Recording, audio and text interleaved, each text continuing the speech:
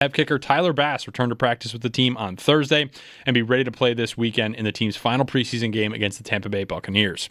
In other Bills news, former Bills wide receiver Gabe Davis is expected to meet with the team today. Davis signed with the Jacksonville Jaguars last offseason on a 3-year deal, but was released from that deal earlier this offseason. Davis has yet to sign with the new team despite meeting with the Pittsburgh Steelers twice and the San Francisco 49ers once this offseason. In other NFL news yesterday, the Indianapolis Colts announced their starting quarterback, Daniel Jones. He'll be the starter heading into Week 1. He signed with the Colts this offseason after spending last year with the Minnesota Vikings. Anthony Richardson will now become the Colts' backup, and head coach Shane Steichen said that it's hard to say what Richardson's future is with the team. ESPN's Adam Schefter reported yesterday he believes that Cowboys and Micah Parsons are heading towards a split. Parsons formally requested a trade from the team in the beginning of August, and Schefter says the two sides have not negotiated since April. There still seems to be no timetable or framework for a trade at this time. NFL Network's Ian Rappaport reported yesterday he expects Washington Commanders running back Brian Robinson Jr. to not play for the team in 2025.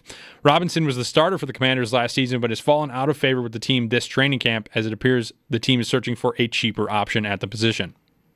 Over in the MLB, the Blue Jays get back on their winning ways last night, beating the Pittsburgh Pirates, 7-3. New York Yankees wallop the Tampa Bay Rays 13-3, hitting 9 home runs in one game. And the Baltimore Orioles take out the Boston Red Sox 4-3 in extra innings. The Red Sox now trail the Yankees in terms of the AL East race.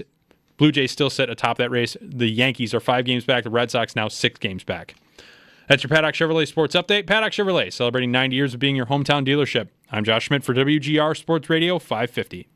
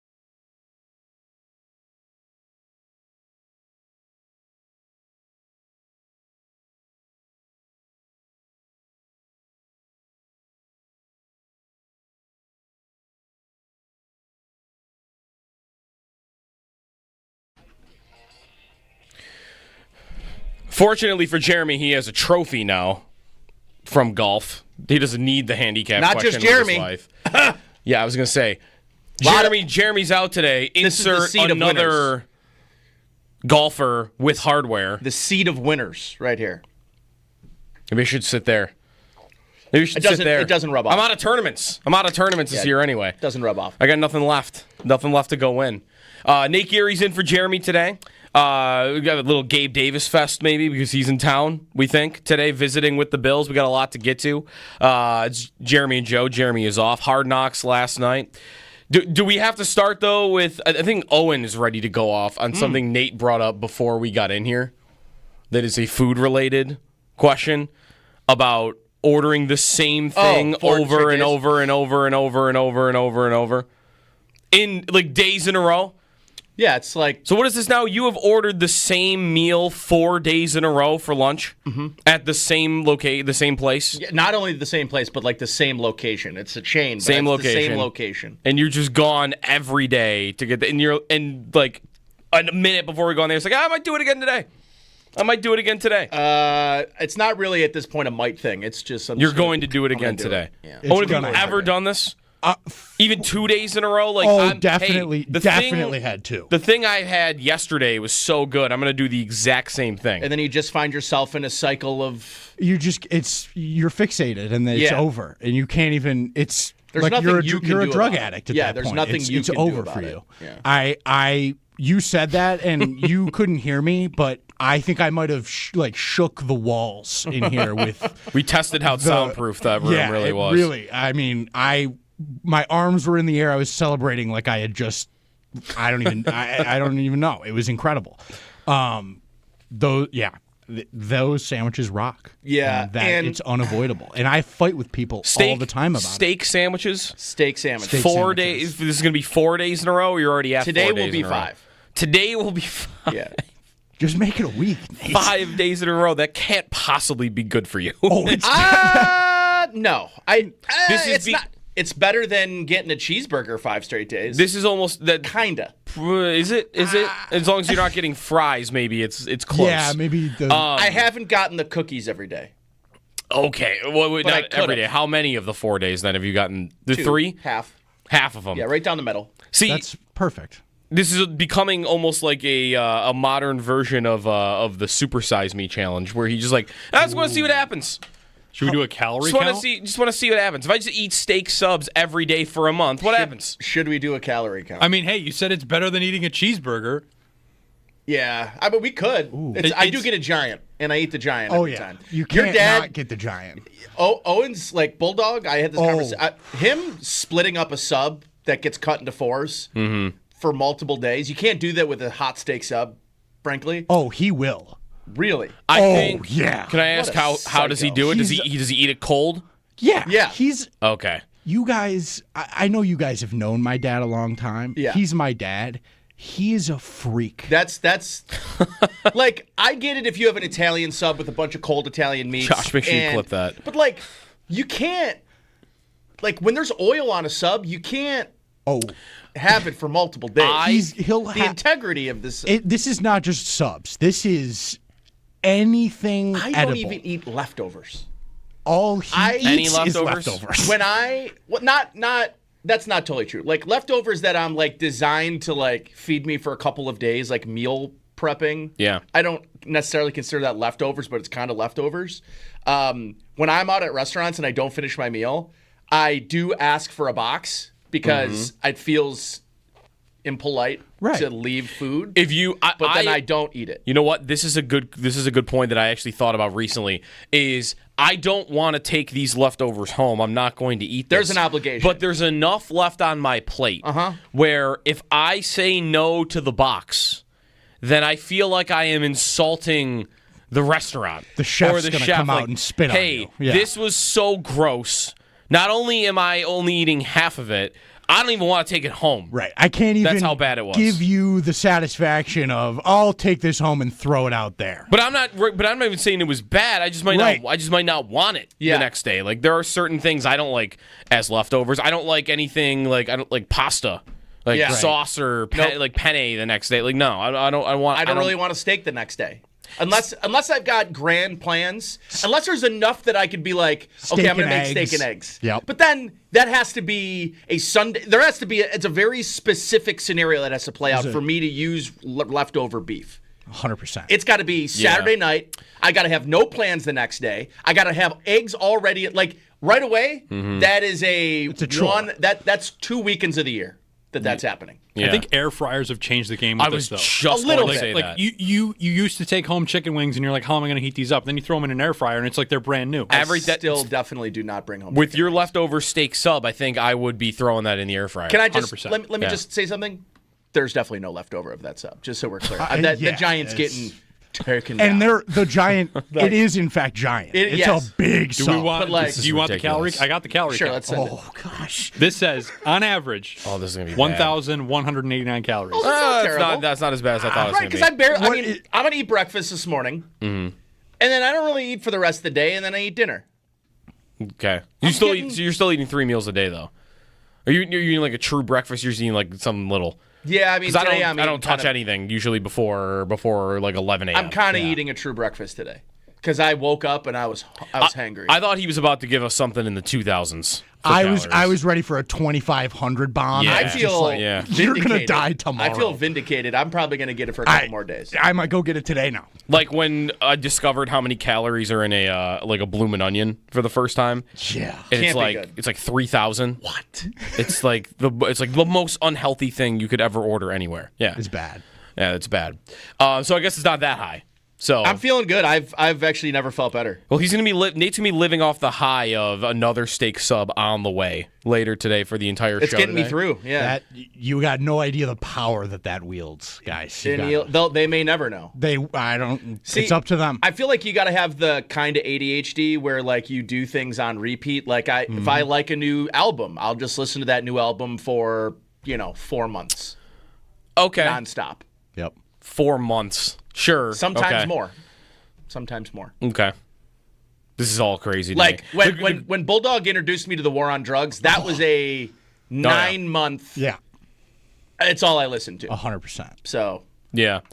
We got quad box for this conversation, by the way. So welcome into the morning with the quad box and also the bullpen going off about this. Wanting to revoke my Italian card because I don't like leftover pasta. Excuse me. That means I have a high standard for pasta and sauce, which makes me even more Italian. Yeah, that seems. Yeah, I don't know a true Italian that would bring home leftovers and then microwave it.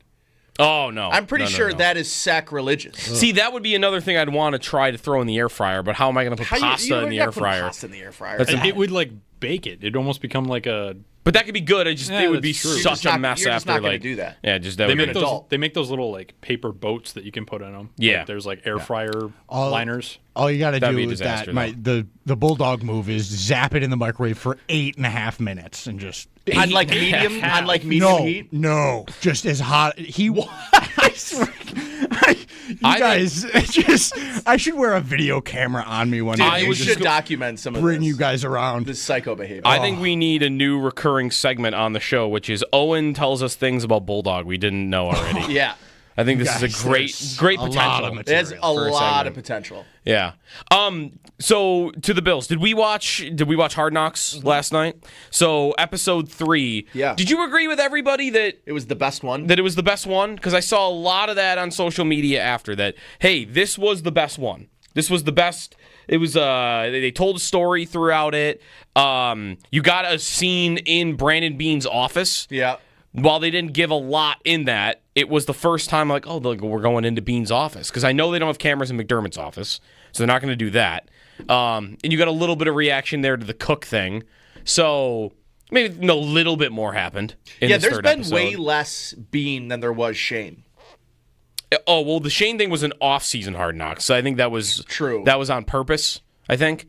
Like, the whole thing was about building the team for the Giants. This is the training camp one. So I guess that does make sense. Cook, so the Cook scenes of him signing and coming in and the Joe Brady and Beane talking about, like, oh, did he smile? Like, no. Like, do you think he comes off as the good, not the good guy. I just wonder how he comes off the Bills fans after all of this. Because I think he's a different type of character. Like, he is not in your face. He's kind of what's the joke about Matt Milano? That Matt Milano's never said a word before, although we did hear him talk in the Hard Knocks yesterday. I feel like that's kind of Cook in a way. He's kind of mellow, right? He's kind of, he's not really in your face. He's not really that, a loud talker. He doesn't show a lot of emotion, but when he's on the field, you start to see that, I think, a little bit more. So I thought Cook came off pretty good in the whole thing. I thought they didn't really spend as much time on it as I thought they would. And then they get to Chicago, which is just a beatdown, a 38-0 beatdown that was in the episode. After Sunday's preseason game, we haven't spoken since then. You were on with Chopin. We were on with Bulldog though.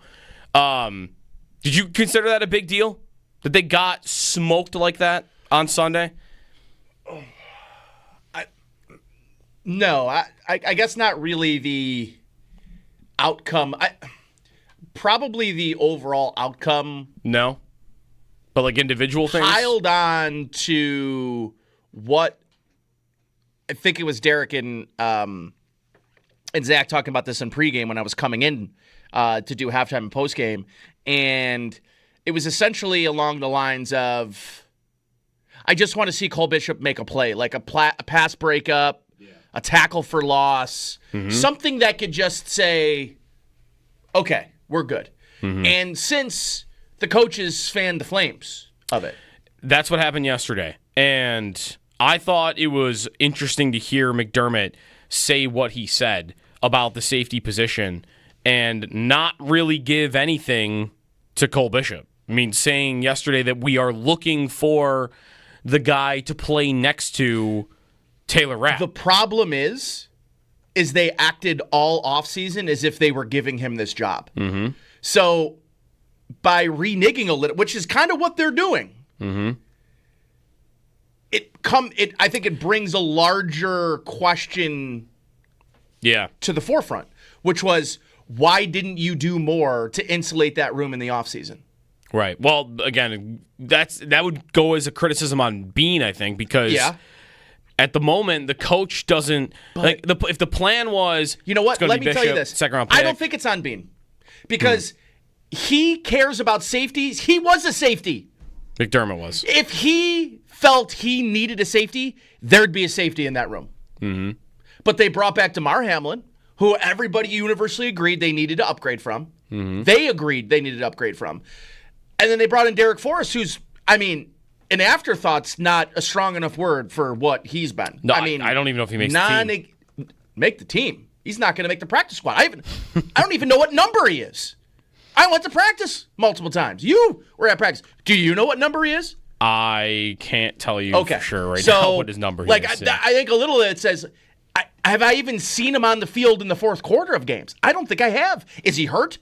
Don't know. So the guy that was like, oh, he's interesting. He started a couple games in Washington. Maybe he'll be a core special teamer and push Damar Hamlin.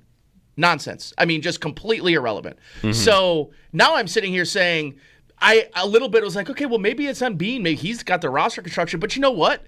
If Sean McDermott and Bobby Babich thought, man, we just don't know what we have with him yet, we better just make sure we have someone like Justin Simmons. Maybe not Justin Simmons, but someone like him here in case of break glass in case of emergency. And by the way, our other starting safety, that is definitely the starting safety, misses multiple games a year because he flies around like a jackknife on the field. To look at it now, it's sort of like on August 20th hosting Gabe Davis and trying to tell us that the wide receiver room's completely fine. Mm-hmm. So to me, safety and wide receiver probably should get talked about more together as positions that if the first two moves this head coach made when he became a first-time head coach was to secure the safety positions, don't tell me this is a Brandon Bean thing, because if he really thought he needed one, he'd have one. Maybe. He might. I do wonder about that, because does the dynamic between them, and I'm sure it's collaborative, and they both would have trusted Bishop in that. Bishop, though, is like Bean's drafting, right? And that's a second-round pick, and it would be another defensive back where the coach would get in the weeds with them and let me get under the hood and see what I got here. And this would be Kyrie Elam would be the first instance of this. And it's just, I don't know if I can trust this. And this might be different because it's more injury, right? It's him getting reps and getting experience on the field, and that position, maybe in this defense, taking a little bit longer to get accustomed to. So there's that difference too. But it would be two players that I'm not putting on the field if I can't trust them.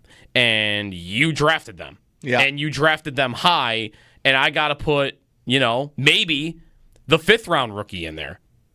Jordan Hancock is injured, but his name has been mentioned the last couple of days as a name that maybe could throw his hat in the ring at some point. Maybe if it's not right at the beginning of the year, it's in the middle of the year, or maybe it is the beginning of the year. And what would that be? I got to go to a fifth-round rookie because it feels I don't have options at this position right now. A little of it feels like Benford all over again. You kind of getting bailed out by a late draft pick. Listen, I would be ecstatic if Jordan Hancock ends up being a starting caliber level safety in the league. I will say, though, doesn't in the fans' minds and most people's that the late round pick coming in and starting and becoming a good player, doesn't the coach get more credit for that? If the first round pick comes right in and he's awesome right away, the GM's get credit for that 100% of the time because you nailed the pick. But Benford, who gets credit for Benford? Because On the Bean front, it's, well, you drafted a 6th-round pick out of Villanova. Benford was better than Elam right away. He was, but does McDermott get credit for that? I don't think so. He developed a 6th-round pick into this.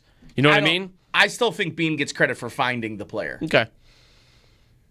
I'm not sure it matters either one way or the other, because they're sitting here without a player that's worthy of a starting safety spot. It should be harder to find a guy in the 5th round than the 1st round, just so we're clear. It should be. I think the other difference between wide receiver and safety right now for that, you mentioned Gabe Davis is in, and Jerry Dulac from Pittsburgh, reporting on Davis being visiting there, says that he thinks Davis is visiting with the Bills today. So he might be in town right now, honestly.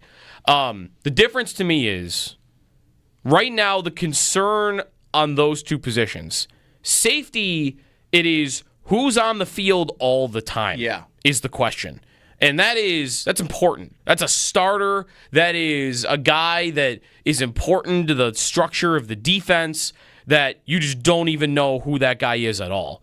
Wide receiver, at the moment, I do think it's probably more to do with what is going on after the top 3 guys. Agreed. Because the top 3 guys in Shakir, Coleman, and Palmer, that's entrenched, and I don't think there's anything.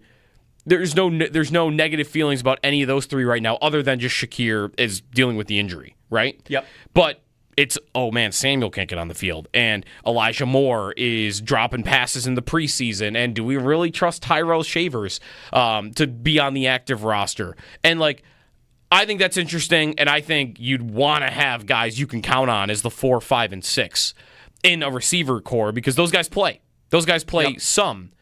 But it is 4, 5, and 6 for that position. It's the number 1 safety that they're trying to figure out. I'm reminded also of a time 2 years ago after Tremaine Edmonds left, and the middle linebacker battle in training camp was not going well at all. No, it wasn't. It was going very poorly, and I actually looked up, there was a McDermott quote from that training camp that was very similar. It was about Bernard and about the whole position. Very similar to what we heard yesterday, where he called middle linebacker near the end of training camp. Bernard, kind of like Bishop. Remember, he had missed all of camp. All of the camp because of the hamstring. He had a hamstring injury, missed all camp, didn't play in the preseason. And McDermott, nearing the end of camp, said about middle linebacker, quote, "That's an area of concern right now. Are we where we need to be right now? I don't think so." He said that 2 years ago. And what did they do? Without any of the reps, they just decided they're just going to throw Bernard in there. And he was fantastic. Second-year guy, hadn't played a lot in year 1, was dealing with an injury. We could put a vet in like Tyrell Dodson and see if we could get by. Let's put the kid in. And they did. And I want to predict they just end up doing the same thing with Cole Bishop. That I don't know if it'll go well. I don't know how good he'll be. I mean, if he could be as good as what he does as what Terrell Bernard is at middle linebacker, that's a home run. But I want to think that any of this messaging is like that's a sign, that's a message to Cole Bishop. Like, hey, dude, get your act together because we need you to play. And I think it ends up resulting in him playing one way or another to see what they got, especially when there isn't a strong alternative. I think Bishop plays. Definitely not a strong alternative, but I don't like the idea. They don't. Unless they want to go get an alternative. At this point in the game, I just think it's just Simmons, right? That's it. Justin Simmons, who Marcus played last year in Atlanta. Available. He's coming off of an Achilles. Yeah, Jordan Whitehead is out there and visiting with teams. Yeah. He's a guy who, is he the guy who picked Allen 3 times? I believe so. In the Jet game, or two times a couple years ago? So there are guys, but nobody that is, I think there's a real chance they make a trade between now and the start of the season for somebody. It probably isn't going to be a big name, but somebody that they like that's on another roster that's a third safety somewhere else. Or replace Derek Forrest as a concept? Sure. God. Unless they really like the rookie. Unless they really like Jordan Hancock. They could like Jordan Hancock. I think you could feel good if you... Listen, I think if... I wonder this. I was really interested when the first unofficial depth chart came out before the first preseason game, and Cam Lewis was listed as a safety and Jordan Hancock was listed as a nickelback. Until that's changed, until Jordan Hancock's listed as safety, I'm not going to really give that a lot of credence that he's actually going to get a look there. Well, he's talked about a transition, and that would imply that he's doing more at practice at safety. Well, I'll believe it if they're serious about it. I'll believe it when he's listed as a safety on the depth chart. Well, I think that's probably coming. He did play way more at nickelback in college. So yes. Him playing safety would be fairly new to him, but I think you'll see that. I think you'll see him get listed there. 803-0550 is the phone number. What's your concern level at safety? What's your concern level at wide receiver? I got a Gabe Davis question to get to because I don't know if people know this about Gabe Davis, but he's the king of content in that he, not just for us, but I had a group chat yesterday that the second it became known that Davis was going to visit today with the Bills, that group chat devolved into just back and forth screaming match about Gabe Davis's career with the Bills. Very polarizing player to look back on, and now he might be back. He is reportedly visiting with the team today. How would it fit? It's not impossible for me to see how it would fit. It's just a little bit tricky. So get to some of that on Davis when we come back. Got Sal coming up at 7. We'll talk about practice yesterday, injury updates, Davis as well. Got TJ Reeves coming up at 8:30. We'll talk a little bit about the Bucs. 14 teams in 14 days continues with Tampa tomorrow. And we will take your calls. Leftovers, too, if you want to get in on leftovers. No, sir. And steak subs and eating the same thing day after day after day. How long is that streak going to go, you think? Is today going to be the last day? No end in sight? Listen, I'd hate to put a cap on something that's so special to me. It's ridiculous. And now that I've got a fan in this that I've got to support. He's like my sponsor now. He's like my steak sub sponsor. I'm gonna call him later. Is this a good idea? And I was gonna be like, "Yup, yes it is." I misjudged Owen. I thought when he was freaking out before the show about it, he thought that you were an animal. No, I could tell right away. We locked eyes. I was like, "This guy's a connoisseur." Yeah, he's into it. 803-0550 is the phone number. It's Jeremy and Joe. Jeremy is off for the rest of the week. Nate's in, and this is WGR.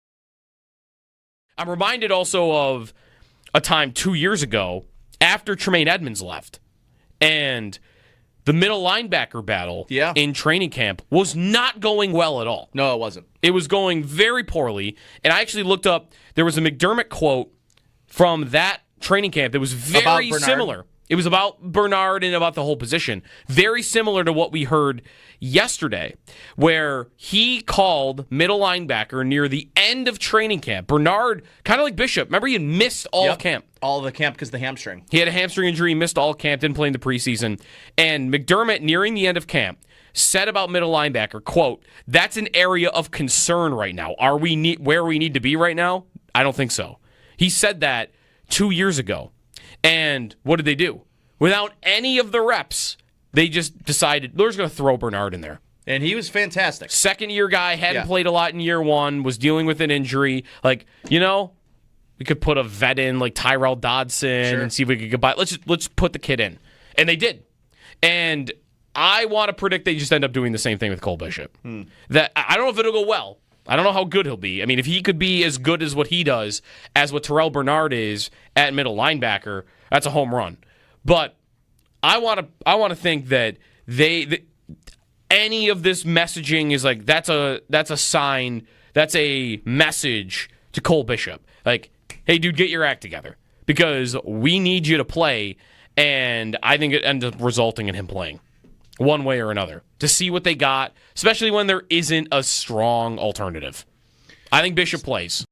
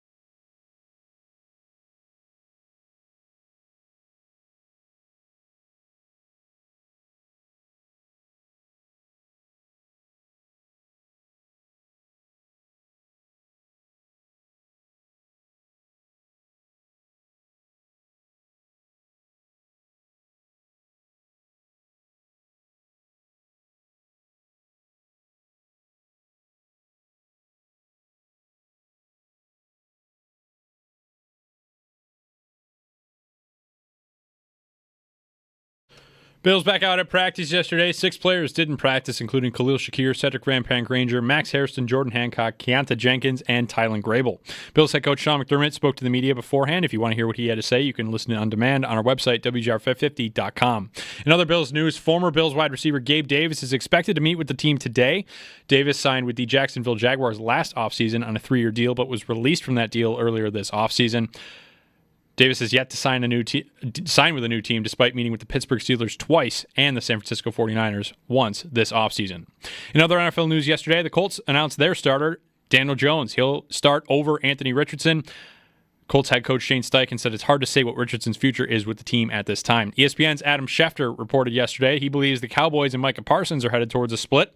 Parsons formally requested a trade from the team at the beginning of August, and Schefter says that the two sides have not negotiated since April.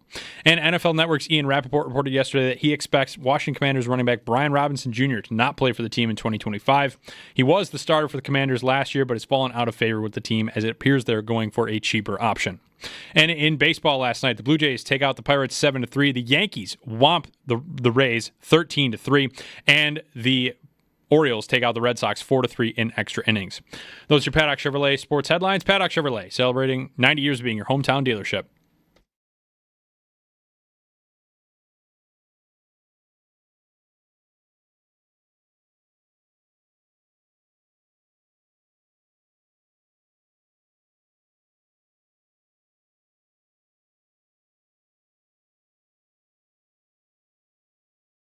I think we're looking for that other safety to play alongside of T-Rap. There's been really good moments for all those guys back there, young and some of the more veteran guys that are back there and have played for us. But I think we're still looking to find who is it going to be and how consistent can they become and how quickly can they grow if they're a younger player. And you're always looking to figure that other piece out. Right now for us, we know who T-Rap is. We know what he brings to the table. It's what other piece can go along with T-Rap. Bills head coach Sean McDermott on the safety position, and I think that was mostly about Cole Bishop there, even saying the words about a young player. How fast can they develop? How fast can they come along? So McDermott on the safety position, which right now up in the air a little bit. I still think it's very, very likely that Cole Bishop is going to be out there week 1 against the Baltimore Ravens. I guess it doesn't have to be true, though. Damar Hamlin, they trust, of course, and he's gotten some first-team reps throughout camp and the preseason as well. It's Jeremy and Joe. Jeremy's off today. Nate is in. 803-0550 is the phone number. So Gabe Davis is reportedly visiting with the team today. Yesterday when the news came out, Jeremy very unhappy about it. Not a Gabe Davis guy at this point, which I don't know how many there are. I think it's tough to figure out sometimes what his reputation is amongst Bills fans. I think some Bills fans think he is the most overrated player ever, and I think some Bills fans think he is the most underrated player ever. And they will clash in group chats for the rest of time. Does it fit? Is this a good idea at all to bring him back? The one thing about anybody that signs Davis, because of the language in his contract with the Jaguars, however that works, he is getting all that money paid by Jacksonville. So any team that gets him is going to get him for the vet minimum. Like, he has no incentive to sign for anything more. Yep. So if you get him, you're getting him for the vet minimum. But who is he displacing? Is he playing meaningful snaps? Is he inactive? Is he even really healthy is my question. Is he healthy is another part of healthy? it. Yeah. The fact that they're having him in on a visit, though, I think means they want to know the answer to that question. Is he healthy? Yeah. From a jumping off point. And I said this yesterday, but it's not my favorite idea at all. I personally would rather they go with, even Shavers at the bottom end of the depth chart, or Elijah Moore and Samuel keep their roster spots, and you see that out and see if you can get anything out of those two in the regular season. The reason, though, that I wouldn't be stunned if the Bills actually did sign Davis is I've continued to think all throughout camp, this is part of why I thought there was an opportunity for Shavers to make the team, is they don't, in my mind, have a plan B to Keon Coleman at the big X receiver position that was last year split between Coleman and Mac Hollins, doing the dirty work at receiver, blocking at receiver, clear out routes down the field. Like, Coleman did a lot of that last year, but so did Mac Hollins. And if you do believe that they miss Mac Hollins, that they wanted to keep him, yeah, and he's just a football nomad that wants to go place to place to place, and he went to New England for maybe more money. If you believe that they wanted to keep Mac Hollins, but Bean said you have to ask Mac, right, after free agency happened, then do they have a guy like Mac Hollins in their receiver room behind Keon Coleman? Insurance in case, hey, either Coleman gets hurt or, this isn't really going well. Him playing the X. All those people out there that think that Coleman is more in line to be a big slot in the NFL, like, that's kind of looking more like reality. That he should be a guy we move around more, and he's not as, well-suited to play this spot. He kind of has to, though. Who else does it? Yeah. And maybe your answer, if he was on the roster, would be, well, Gabe Davis does it. Gabe Davis does the dirty work. Gabe Davis plays the X. Gabe Davis blocks for me in the run game at the receiver position. That he is your Coleman plan B. When I don't know that they currently have one, is Palmer going to do all that stuff? He's not really the body type and the type of player I would think is in line for that. Elijah Moore certainly isn't. I think I would get to Shavers. So yep. I don't think I would be stunned if they signed Davis. I think if you're asking me on a 1-to-1 swap, Gabe Davis in the exact role Mac Hollins had, I would say that in almost every way, Gabe Davis is probably a better wide receiver. The only difference is that Mac Hollins was a core special teams contributor. He was. And Gabe Davis is not going to do that. He didn't even do that as a rookie. I looked that up yesterday. So that's my only hesitation, because the coach has said as much, like, if you're the 4th or 5th wide receiver on this team, you're going to probably need to play special teams. Mm-hmm. And I assume you have to keep Curtis Samuel. Short of somebody wants him and you can trade him for a 7th. And who's going to want him? I don't know. Right now, I don't see that money being likely. So, like, it seems like you have to keep him. So does that mean that Elijah Moore is the odd man out? It might be. And if you're telling me then you have Curtis Samuel as your number 4 receiver, he doesn't play special teams. Well, now Gabe Davis is my number 5 receiver. He also doesn't play special teams. Are we keeping 6 receivers? None of which play special teams. None of which play special teams.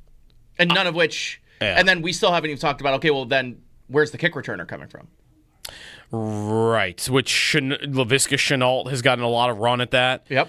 There's Codrington, who they might just throw back there KJ and do Hamler. it. KJ, that's another receiver that I guess that would be a receiver playing special teams. Yeah, it's tricky to figure out. You almost really, to make it all fit in easier, you would want to have a player that's not a receiver do all that special team stuff. Like, who's going to be the gunner? Oftentimes I have one receiver, or on kickoff I've got a receiver, or on wherever. And I've got an extra corner that's going to do that. Or I've got an extra safety that's going to do all that. Hey, maybe Derek Forrest's path to making the roster. You're going to do all the special team stuff that Matt Collins used to do. But I don't know that they have the numbers for that, or they have a guy that's ready to jump right in and do it. You're right, though. Like, the idea of Davis coming in and being what Matt Collins was as a contributor on special teams, that probably seems unlikely. I mean, he could probably find a team like maybe the team he visited yesterday in Pittsburgh that wouldn't ask him to do that. He's played 70 special team snaps in his career, and 65 of them were in the first 2 seasons for Davis. 7% in his rookie year and 8% in his second year. That's nothing. Nothing for him. 803-0550 is the phone number. On Davis coming back, potentially, he's on a visit today, seemingly, and whether it's a good idea or it's a terrible idea, let's go to CJ in Buffalo first up. What's up, CJ? Hey, good morning, guys. I believe that Gabe Davis will be a great comeback for the team because you know exactly what you're getting. It's not like you're walking into this and I don't know exactly what to expect, or our offensive coordinator has to build a rapport with him, and our quarterback got to figure out how to utilize him or get him the ball quickly and things. We don't have any of that we have to guess about. We know exactly what we're getting. We don't have to pay him. Like, it's a win for the Bills. Yes, you want to talk about the special teams, but I wouldn't talk about the special team players. I would talk about the special team rules and how close you start to the 50-yard line. What is it, 30, 35-yard line? Yep. It's like yes, we want certain things, but at the same time, you can manipulate the game and get what you want. You know exactly what kind of deep threat he is. He may open it up for a Kincaid or Dawson Knox like he did in the past because you know he's a deep threat. Ask the Steelers from in our own back line at our own end zone, he threw a touchdown.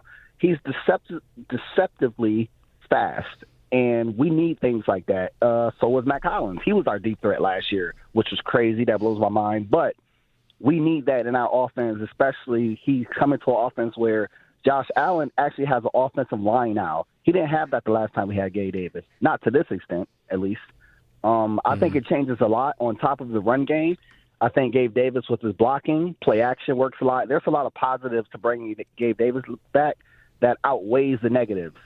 Like, I understand some people may not, but we didn't want him to go because he was a bad receiver. We just didn't want to pay him that second large contract or his second contract and be a large one. That's the only reason I can think of actually not wanting him here. Other than that, like, nobody was really trying to kick Gabe Davis out the door. We may want more from him, but he showed up in a playoff game where Diggs did not. Those are just positives that I'm looking at. Yeah, thanks, CJ, for the call. The one thing, though, I would really wonder and maybe even bet against is that, hey, deceptively fast, all those plays down the field that he made for the Bills over the years, as a guy that really wasn't like a burner, I think that probably doesn't age great. If the foot speed already isn't that great, as he gets older, and he's not really that old, he's only 26, which is kind of amazing.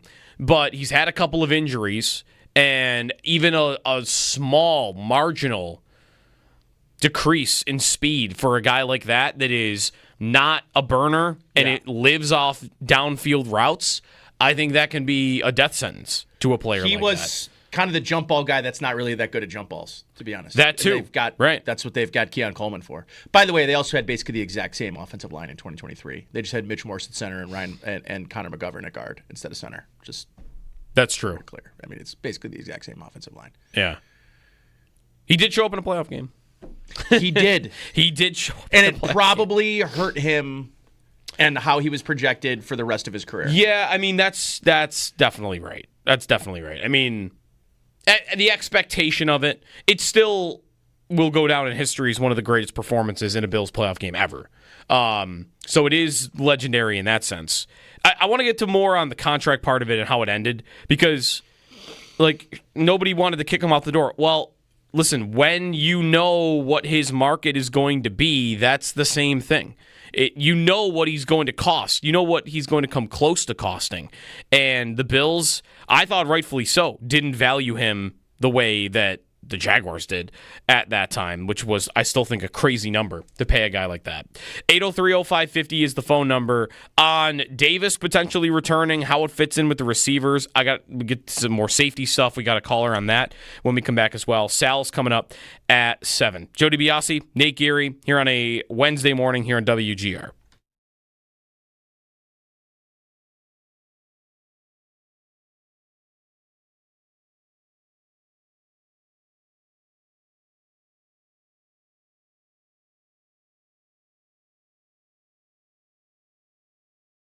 I'm reminded also of a time 2 years ago after Tremaine Edmonds left and the middle linebacker battle in training camp was not going well at all. No, it wasn't. It was going very poorly. And I actually looked up, there was a McDermott quote from that training camp that was very similar. It was about Bernard and about the whole position. Very similar to what we heard yesterday, where he called middle linebacker near the end of training camp. Bernard, kind of like Bishop. Remember, he had missed all of camp. All of the camp because of the hamstring. He had a hamstring injury, missed all camp, didn't play in the preseason.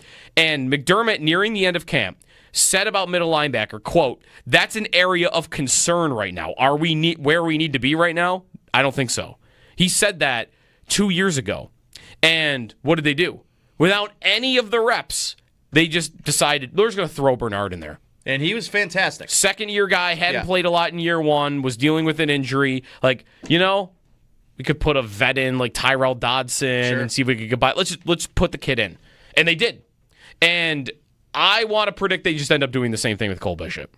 That I don't know if it'll go well. I don't know how good he'll be. I mean, if he could be as good as what he does as what Terrell Bernard is at middle linebacker, that's a home run.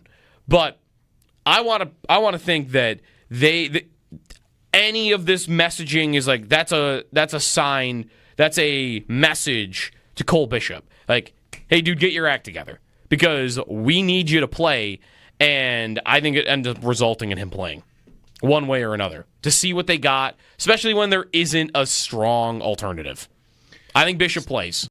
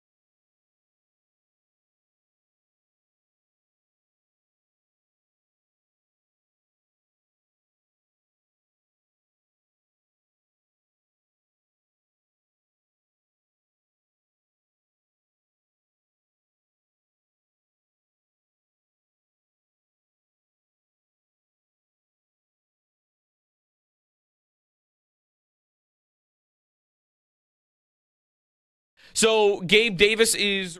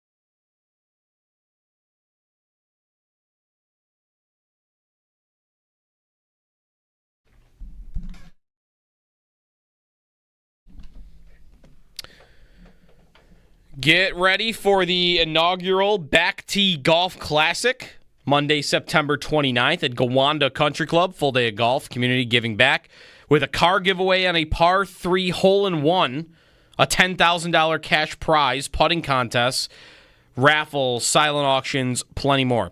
It's coming up on September 29th.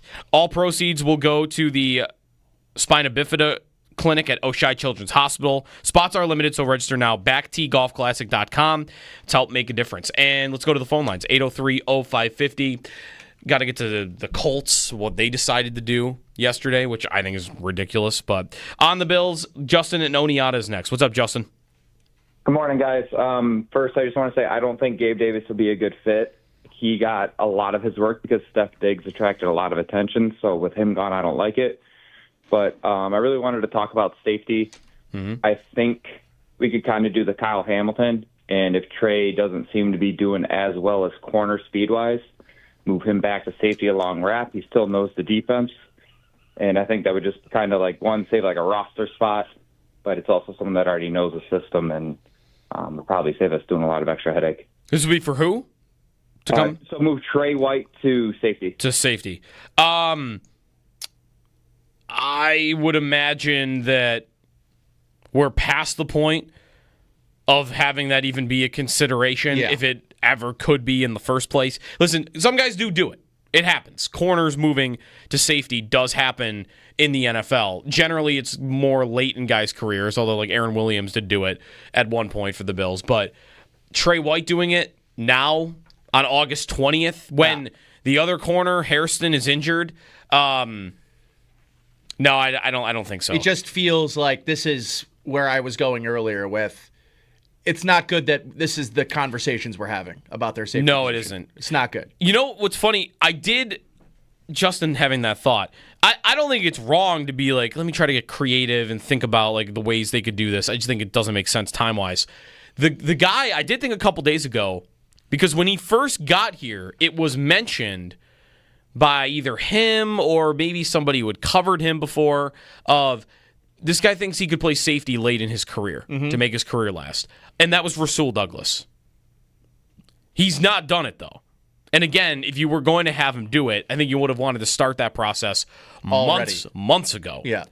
But I do remember it being said that Douglas could extend his career and that like his skill set was one. Like he's a ball hawk. Yep. He's a bigger corner. He's lengthier, so he has the size to play safety. That Douglas could be a guy that could play safety. But I think it's too late at the moment. Although he is available. Douglas. Want to call him and say, you want to play safety? You want to give it a shot? You want to try it?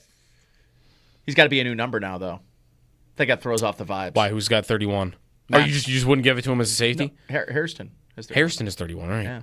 Maybe I'm just bad with numbers. Or he hasn't really been out there. You can't really. Derek Forrest, 28, by the way. You asked earlier. I did. Good. You're right. I haven't seen him on the field. Not a once.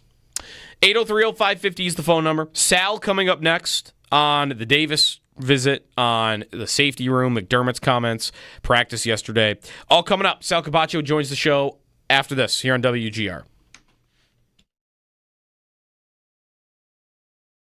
So Gabe Davis is reportedly visiting with the team today. Yesterday when the news came out, Jeremy very unhappy about it. Not a Gabe Davis guy at this point, which I don't know how many there are. I think it's tough to figure out sometimes what his reputation is amongst Bills fans. I think some Bills fans think he is the most overrated player ever, and I think some Bills fans think he is the most underrated player ever. And they will clash in group chats for the rest of time. Does it fit? Is this a good idea at all to bring him back? The one thing about anybody that signs Davis, because of the language in his contract with the Jaguars, however that works, he is getting all that money paid by Jacksonville. So any team that gets him is going to get him for the vet minimum. Like, he has no incentive to sign for anything more. Yep. So if you get him, you're getting him for the vet minimum. But who is he displacing? Is he playing meaningful snaps? Is he inactive? Is he even really healthy? Is my question. Is he healthy? Is another part of it? Yeah. The fact that they're having him in on a visit, though, I think means they want to know the answer to that question. Is he healthy? Yeah. From a jumping off point. And I said this yesterday, but it's not my favorite idea at all. I personally would rather they go with, even Shavers at the bottom end of the depth chart, or Elijah Moore and Samuel keep their roster spots, and you see that out and see if you can get anything out of those two in the regular season. The reason, though, that I wouldn't be stunned if the Bills actually did sign Davis is I've continued to think all throughout camp, this is part of why I thought there was an opportunity for Shavers to make the team, is they don't, in my mind, have a plan B to Keon Coleman at the big X receiver position that was last year split between Coleman and Matt Collins, doing the dirty work at receiver, blocking at receiver, clear out routes down the field.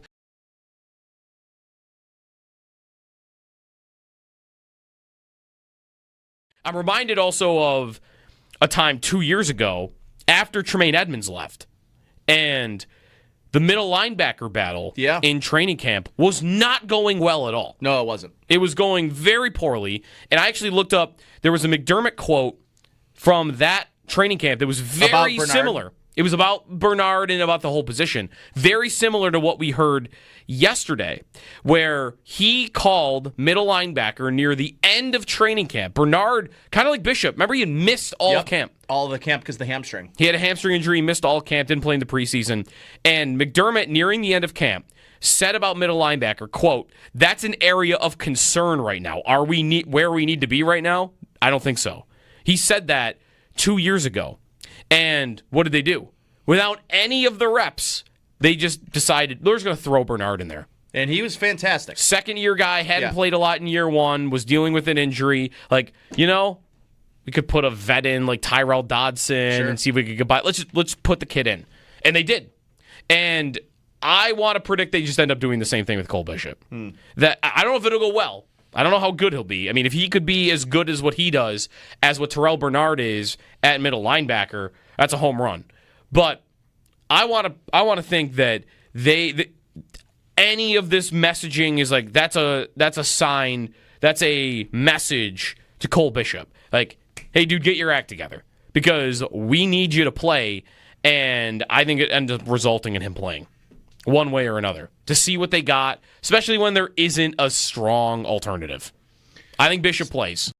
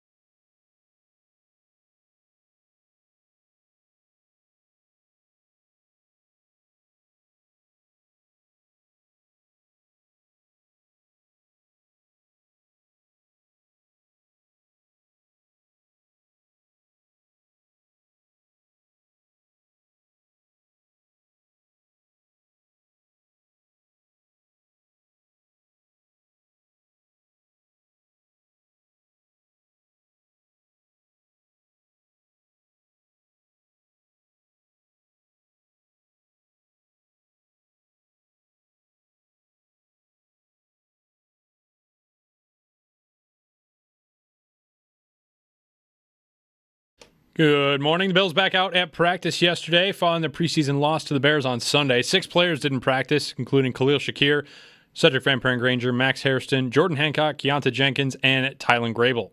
Bills head coach Sean McDermott said yesterday prior to practice that his goal is to have kicker Tyler Bass return to practice with the team on Thursday and be ready to play this weekend in the team's final preseason game against the Tampa Bay Buccaneers. In other Bills news, former Bills wide receiver Gabe Davis is expected to meet with the team today. Davis signed with the Jacksonville Jaguars last offseason on a 3-year deal, but was released earlier this offseason. Davis has yet to sign with a new team despite meeting with the Pittsburgh Steelers twice and the San Francisco 49ers once this offseason. In other NFL news yesterday, the Colts announced their starting quarterback, Daniel Jones. He'll be their starter headed into Week 1. Jones signed with the Colts this offseason after spending last season with the Minnesota Vikings. Anthony Richardson will now become the Colts' backup, and head coach Shane Steichen said that it's hard to say what Richardson's future is with the team. ESPN's Adam Schefter reported yesterday he believes that the Cowboys and Micah Parsons are headed towards a split. Parsons formally requested a trade from the team at the beginning of August, and Schefter says the two sides have not negotiated since April. There still seems to be no timetable or framework for a trade yet at this time. NFL Network's Ian Rappaport reported yesterday that he expects Washington Commanders running back Brian Robinson Jr. to not play for the team in 2025. Robinson was the starter for the Commanders last season, but has fallen out of favor with the team this training camp, and as it appears, the team is searching for a cheaper option. Over in baseball, the Blue Jays win 7-3 over the Pirates. The Yankees wallop the Rays 13-3 with 9 home runs, and the Red Sox fall to the Orioles 4-3 in extra innings. Red Sox now 6 games back off the AL East, and the Yankees move ahead of them, now 5 games back on the Toronto Blue Jays. That's your Paddock Chevrolet Sports Update. Paddock Chevrolet, celebrating 90 years of being your hometown dealership. I'm Josh Schmidt for WGR Sports Radio 550.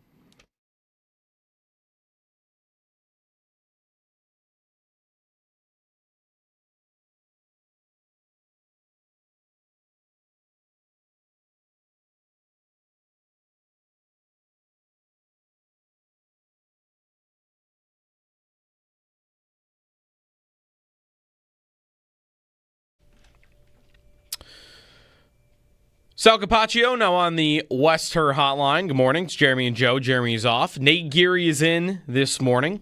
Bills practice, Gabe Davis. A lot to get to with Sal, who is a couple days away from going down to Tampa, which I'm sure you always like that trip, Sal.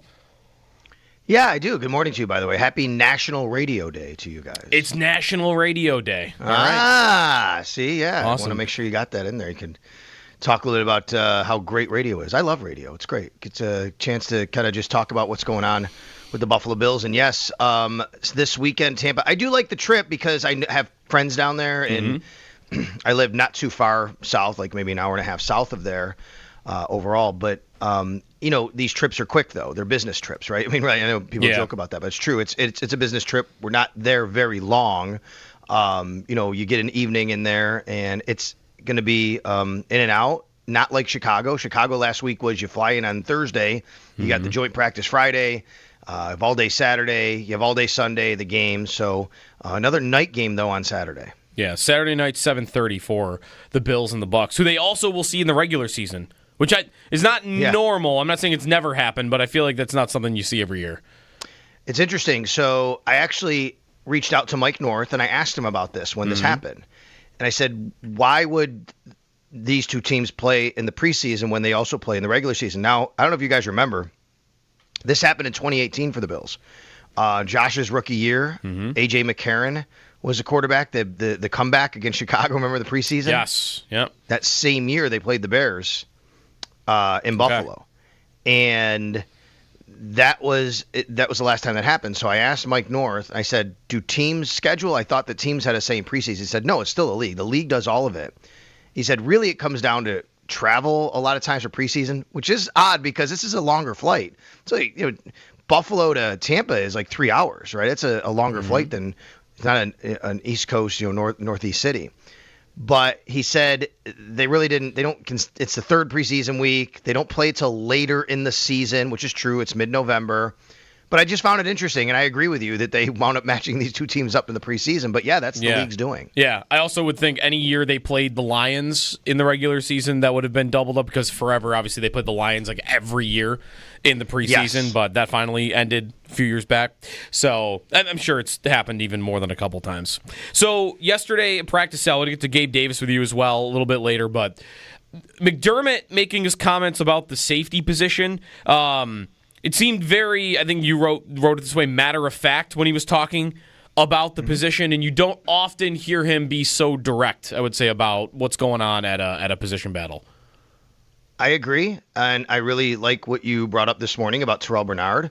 I think it's a great comp. If you're wondering, about past and how he's treated these things and the way he's talked before, this has happened before, and he talked about Terrell Bernard like this, and I think it gives you a little bit of solace thinking about what this position could become. I'm not saying that Cole Bishop is going to become Terrell Bernard, who's a fantastic player right now for the Bills, but there was concern during year two, the training camp of year two for Terrell Bernard, and what Sean McDermott said, and he kind of echoed the same thing. What he said back then was there needs improvement, and what else was it? What was the quote again, Joe? You had it. You were talking about Terrell Bernard and what he said about that, but they weren't settled on that spot, right? And they were still kind of figuring that out. But either way, he said the same thing here. He said, I think we're looking for that other safety to play alongside Taylor Rapp.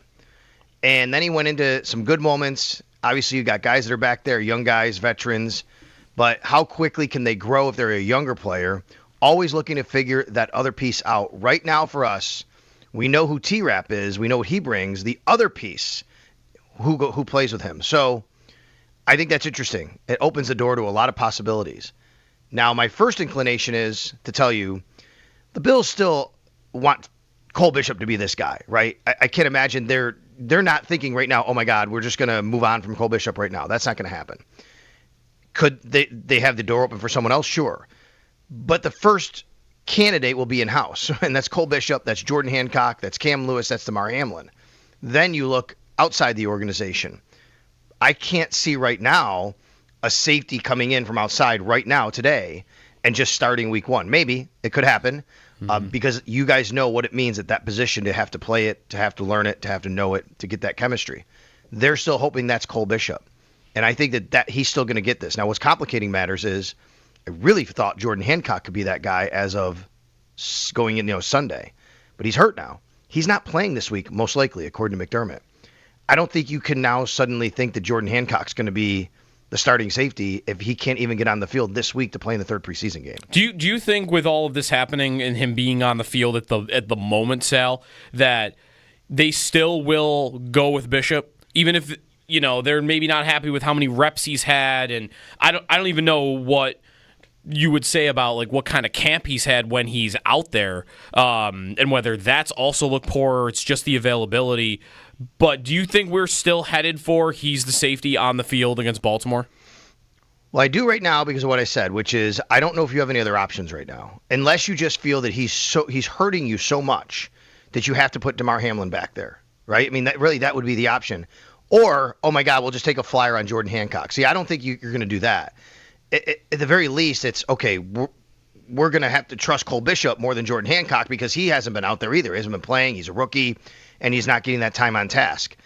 The only other options are Damar Hamlin or Cam Lewis, maybe Derek Forrest, but I think it's a struggle to make the 53 at this point for Derek Forrest. So yes, Joe, I think the answer is right now, I would still say it's very, very, very likely it's Cole Bishop. Now, if you open the door to another safety joining this team, that's fine, but are we talking week 1, week 4? Like, how quickly could that person get up to speed on what they need to in the Bills' defense? I also think the question, Sal, goes to if you're going to bring a safety from out of the organization, well, that likely means one of the safeties here in this room that you had planned on making the 53 are no longer in the 53. So I think that also makes things a little bit more difficult. And I mentioned this, I think, to you maybe Sunday, and mentioned this earlier this morning to Joe, is I'm willing to have the conversation about Jordan Hancock, but until he's even listed as a safety on the team's depth chart, it's like it feels hard for me to even consider that an option outside of like just Damar Hamlin. And I think that's really where the decision becomes kind of easy for me. And I think probably for the team too, right? Yeah, I hear you. I do. I understand that, Nate. And he is kind of between the two positions. But I'll tell you, he's pretty much just been a safety. Not just. I shouldn't say it that way. You're right. Like, he's playing both positions, but like he has been more of a safety than he has a nickel corner, and I think that their vision right now is for him at safety. Now, that said, wait, hold on though. He got hurt playing nickel corner on Sunday. Actually, with the position. My only question to you is going to be their follow up to this is how much of that is because Cam Lewis right now is also injured. It's a great question. And he did miss last week. Cam, he was back yesterday, which is good. Jordan Hancock scenario is a good thing because you're training both positions. He can play both positions. It's also a bit of a conundrum, right? Which is, if we're training him both places and he's not focused on one, is he truly ready to play that position if we need him, right? And I think that's what you're saying, which I agree with. But I thought he looked good. But he's still young. He's still a rookie. And if you're gonna think you're gonna live with mistakes from Cole Bishop, you're definitely gonna live with mistakes from Jordan Hancock. But I could definitely understand any sentiment out there that says, well, I'd rather do that than from Cole, who hasn't been as available, and I haven't loved what I've seen. Joe, back to your question of availability versus play, I think it's a little bit of both. Obviously, the availability has been an issue, but when he's been on the field, it hasn't been great. Like, it wasn't great Sunday night, but that's a big part of the availability is that because, as Sean McDermott says, you gotta be on the field to get that experience, right? You're not gonna. Yeah. He used the word callous. You're not going to build up the callous of making mistakes and understanding what you did wrong. Like, you have to have all of that is part and parcel to each other. So it's an interesting position.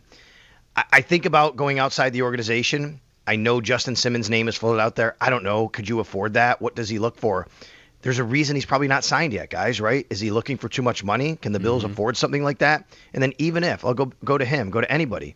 Even if you brought in a safety from the outside, again, at what point do you say, well, we just can't put him on the field yet? He's not ready to do that yet. So we go back to week 1, which is all signs point to Cole Bishop right now.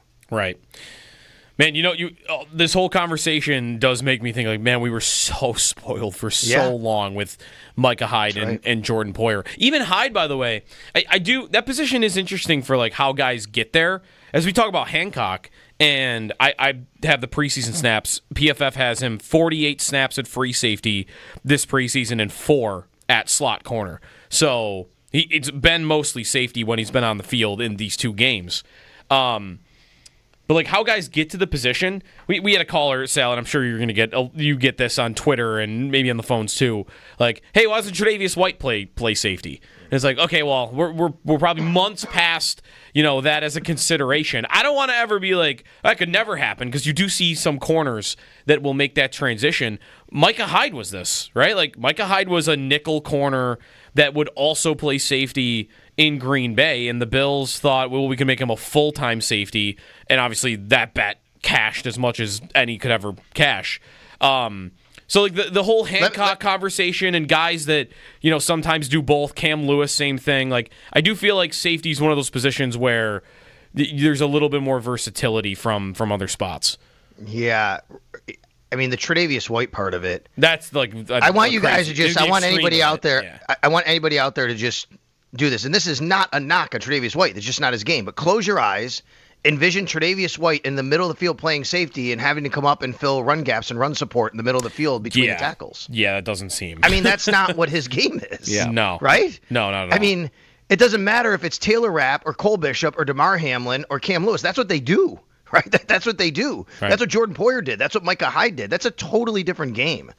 I mean, Tre'Davious White, even at a corner in the outside sometimes, like he's a little bit smaller. You saw him take on a couple of guys in the Giants game, and, he's got to get him down, right? I mean, yeah, he'll come up and he'll help out and run support, but you got to play. There's no such thing as really free or strong safety anymore. I know what you said from PFF. It's both. When you play safety now, you're in the box a lot or you're back deep. It's one or the other. So that's not going to happen right now. In fact, when Tre'Davious White signed with the Bills, re-signed, we asked Brandon Beane about that in the media room. Like, could you ever see him transitioning?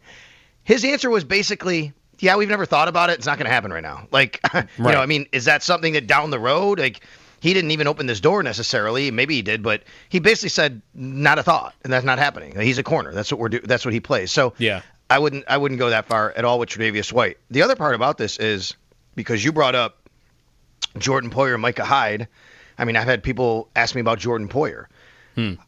I mean, Jordan Poyer knows the system, but didn't we see even 2 years ago, his last year in Buffalo, he was a little bit behind, right? And then even last year in Miami, that was tough. That was even more so pronounced. And I don't even know if Jordan Poyer is intending on playing football anymore. I don't know that.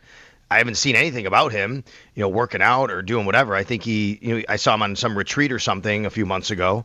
And then Micah Hyde obviously retired. So, yeah, you always want to think about guys who might know your system. I totally get that. But I think those ships have pretty much sailed right now. He said, I'm looking back on it, in May, Poyer said he'd absolutely love to play in 2025 and retiring with the Bills would be ideal.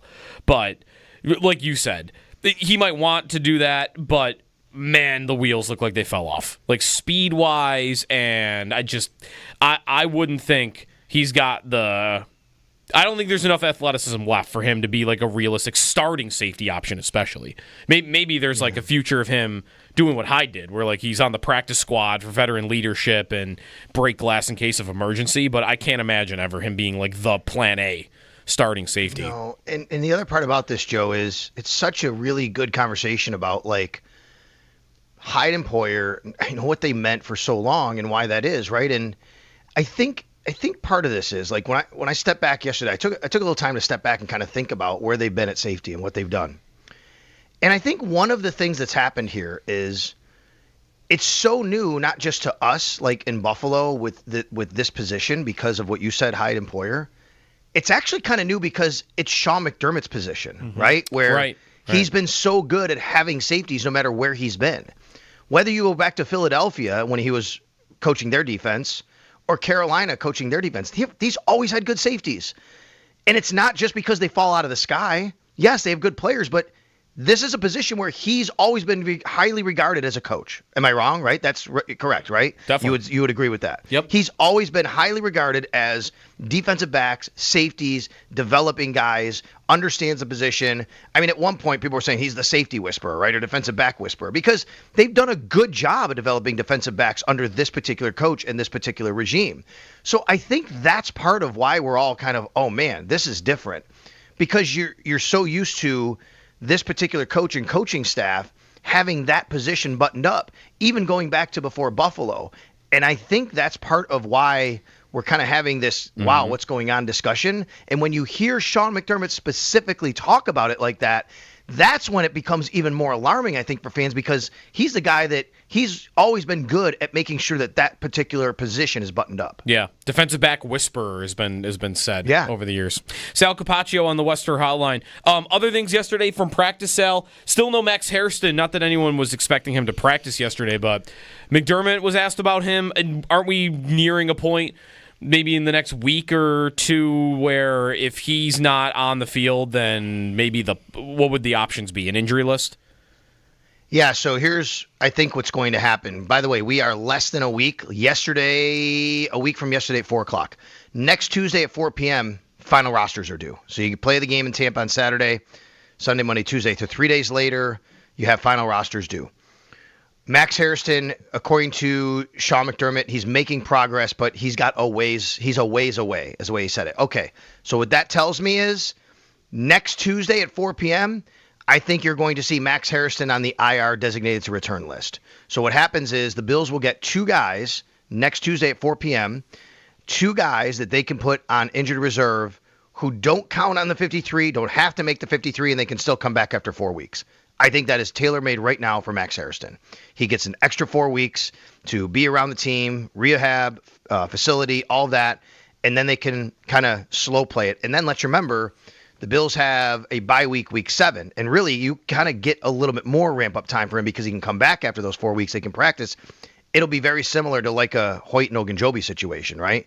Those guys will go on a suspended list for 6 games. Hairston would have to miss 4, but I think you'd kind of put them all in the same bucket with getting that time off, time ready to get back. So yes, I think that's probably what you're looking at right now is next Tuesday, Max Hairston goes on that IR designated to return list. All right, to Gabe Davis, Sal. So yesterday it was reported by Jordan Schultz that he would be visiting this week with the Bills. Jerry Dulac out in Pittsburgh said he was having a medical follow-up with the Steelers. They didn't love his medical concern, or they had medical concerns his first visit, and then he said that he will be visiting with the Bills tomorrow, which would mean today, on Wednesday. So The Davis idea for you, is it a weird fit to put him onto the depth chart? Does it make sense for his skill set? Like, how do you see a potential Davis reunion with the Bills right now? Well, there's two sides of this. There's Gabe Davis' side, and there's the Buffalo Bills side, right? If you're Gabe Davis, first of all, let's remember what happened with Gabe Davis. He went to Jacksonville. He signed a contract. He got paid. Jacksonville then releases him with an injury designation in May. You know what that means? He got paid in March. He was guaranteed, and he got $11 million in March from the Jacksonville Jaguars. I don't know if he actually specifically got it yet, but he's getting $11 million this year from the Jacksonville Jaguars. Regardless of anything that happens, where he signs, where he doesn't sign, it doesn't matter. In the meantime, he's been rehabbing his knee. He's been rehabbing his injury. Part of the reason he hasn't signed is because teams want to make sure he's fully healthy. And it really hasn't been the case up to this point.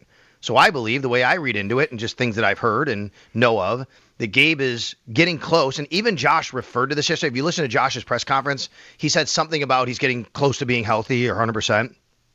That's what Gabe is right now, close to being that. But teams weren't ready to sign him because he wasn't yet, but now he's getting there. And if you're Gabe Davis, you wouldn't want to necessarily sign over the last couple of months while every team has 90 guys on the roster, all in the training room, getting their reps, getting their treatment with the athletic trainers. When you can do your own thing, get rehab, get your own personal treatment. And oh, by the way, he owns his own performance and fitness center in Orlando, right? He can do it right there. So I just think it made sense for Gabe Davis to take this approach. And now these are wellness checks for me, the way I look at it. He's going into Pittsburgh. He's going to Buffalo. He's getting checked up. Where is he now? Where is he on his timeline? Is he ready? My guess is teams will figure that out, and if they are comfortable with that, probably not even sign him, Joe, until, if anybody signs him, after cuts are done next week. Because why do that now? I mean, you could, just to make sure you get him, you could do that. Or you could say, let's see what else shakes free. Because maybe there's somebody out there we want that we like more than him, right? And we can bring him in. So I think that's it from Gabe Davis' side. From the Bills' side, Sean McDermott said yesterday they're the top three receivers we know. Khalil Shakir, Keon Coleman, Joshua Palmer. After that, it's up in the air. And I think that's where Gabe Davis comes in, which is it doesn't have to be. I've seen so many people say Tyrell Shaver's insurance. He make it over this guy, make it over that guy. I just think you put him in a bucket then with Curtis Samuel, Elijah Moore, Tyrell Shaver's, Laviska Shenault, and he elevates that group, right? You add him to that. I know that he's been a polarizing guy in Buffalo. I totally understand that. But you can't convince me that Gabe Davis being added to that group doesn't make the entire group better. Of course it does. That's competition. That's a guy that, you bring in that can play in this league and has done a lot of really good things in this league.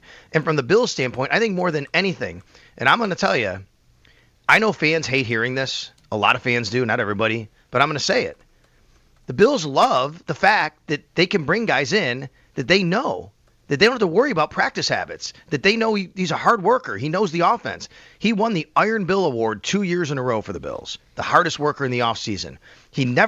He stayed on the field. He was a willing blocker. He did all those things, the nitty and gritty. People might not love hearing that, but that is something the team really cares about. And if they're going to bring someone in, you'd much rather have a guy like that than a guy that's an unknown. Isn't the dirty work, the blocking, that type of stuff, Sal, also something that, I don't know, do you feel like they have enough of that on their depth chart? Like, I wonder about how much they wanted to keep Matt Collins and him leaving being about him wanting to just go or whatever, getting a contract he liked in New England. And he did a lot of that stuff last year. You have Coleman for it, but do they have another guy that you would see on the 53-man roster that would be able to do all of that? Because Davis, you absolutely would think could do all of that type of stuff. I don't know if they do, maybe, but I would say that I can't see right now Gabe Davis running down and covering punts like Matt Collins did. Right. Yeah. Right. And that's right. I think that's just something that he probably wouldn't do, so I don't think you're signing him for that. So I think you have to kind of separate him from guys who would do that, like Tyrell Shaver's. Mm-hmm. Tyrell Shaver's, he's been on the field once or twice for I think Matt Bove gave me a stat last night from Always Game Day in Buffalo. We talked about this. I think he read somewhere that Tyrell Shaver's only been on the field once for a punt during this preseason as a gunner. I know that they were working him on Friday in that joint practice against the Bears, but I don't know what the plan is there if they have somebody. So yeah, and again, let's always remember that position, that isn't wide receiver against wide receiver. That's wide receiver against DB, and mainly DB, maybe linebacker, whatever, because there's certain guys that are going to make the team based solely on that, right? However they want to do that with certain positions. Yeah, I don't think that it has to be so clear-cut black and white. You bring Gabe Davis in, this one guy is gone. You bring Gabe Davis in, it's for this guy to be cut, and it's insurance against this other guy. I think if you want to do it, you bring it in because it collectively makes the group better and you figure it out. And that's what you're trying to do. You're trying to elevate everybody on the roster, not just the top end, but the bottom end as well. And I think Gabe Davis fits right in with Samuel, Moore, Shavers, Chenault. Like and he would be on the team. By the way, for financial purposes and clarification how this works, so let's just say they sign Gabe Davis tomorrow. It would, to me, it would be a minimum deal. He's getting, because no matter what he gets from his new team, all he's doing is getting less that money from Jacksonville. He's tapping out $11.5 million this year, guys. It doesn't matter if that makes sense, right? What I'm saying. So there's offset language. So if he gets $2 million from the Steelers or the Bills, then he's getting $9.5 from Jacksonville. Either way, he's getting $11.5 combined. Right. So why would he force anybody's hand to get any more than that? So to me, he signs a vet minimum deal, which is $1.2 million for a guy for his year's service right now. That 1.2 as of right now would not even go on the cap. You know how much would? $200,000, because all he would do is replace number 51 on the roster for the top 51 salaries that count. So if he signed today for 1.2, 200,000 of that would count against the cap. Which is nothing. By the way, yeah, Shavers 1 snap in 2 preseason games on punt coverage, which, by the way, was not the most incredible stat that I saw from Matt Bove yesterday. It was that Tyrell Shavers and Gabe Davis are the same age, which blew my mind. Right. Well, it's crazy. A great point. Matt said this on Always Game Day last night. You know what he said? And you're right. He said how many times he's heard people say, I'd rather go with the young guy with more upside. And they're the same age. They're the same age, and Gabe Davis set an NFL record in a playoff game. Right. 26 years old. Yeah. I don't know what's more incredible. The Shavers is 26 years old or the Davis is 26. Probably Davis being 26 years old. Yeah, I would agree. That's pretty. Feels like he's approaching on 30, but he is not. So, we'll monitor it, though. We'll see where it goes. I don't know. I can understand from both sides why it's where it is right now. Yeah. And if it winds up happening, it doesn't have to be because he's taking the spot of a guy that you think could be so much better than him who's a lot younger, in Tyrell Shavers. And by the way, I love Tyrell Shavers. Yeah. You know what I mean? Like, I think he's done everything you've asked of him to do the last 3 years. I also think it's still unlikely, Sal, that he would end up signing here. I mean, it's going to depend on what teams feel comfortable with, if the medicals are fine.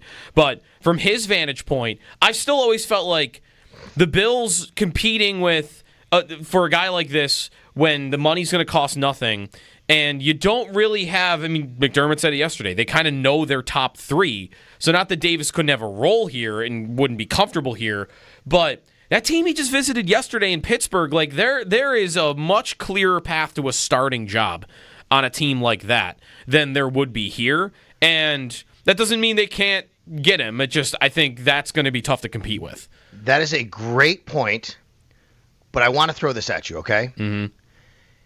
If you're Gabe Davis, okay, and this is just from people and, talking with people about, Gabe, and I know some people that know Gabe and just kind of figuring it out. If you're Gabe Davis, do you look at it that way? Because I agree with you. Like, that's something that I would think about. Because I don't think that Gabe Davis or any other real competitor does. What they think is, I'm going in there and I'm going to get a job. It doesn't matter. I was number 2 to Stephon Diggs for 4 years. Right. Like, I can play in this league, and I can be over the top of the other guys, too. Yes, Joe, I think on the surface, I agree with you. From the outside looking in. I don't know if the player thinks about it that way, though. Interesting. Yeah, that makes sense. Those guys are competitive. Right? I mean, like, they think they can be the number 1. That's right. They're going to think it doesn't matter. I'm going to go somewhere and I'm going to be on the field because I'm better than, and I can contribute and I know what I can do. Right? Yes, to me, you're right. And by the way, they have a nice little skill set of offense they got with their tight end and DK Metcalf. Right? Like, it's not great, but they have a couple guys that he can play with and he can fit right in. Right. I mean, here. Stephon Diggs was the number 1 wide receiver and really good, and then Gabe Davis was basically the number 2, and he had Cole Beasley on the team. Mm-hmm. All right, Gabe Davis. 13's available, by the way, as a number.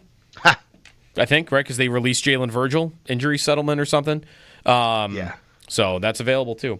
All right, lots to say on this. More coming throughout the day. We'll see if we get any more updates on Davis and the Bills. So Sal at WGR550.com's got the details from practice yesterday. Check that out. Thanks, Sal. We'll be listening later. All right, you got it. Sal Capaccio on the Wester Hotline. If you're on hold, stay there. We'll get to you on the safety position, on the Gabe Davis conversation. I've got a poll up that I think should fire the people up on Gabe Davis.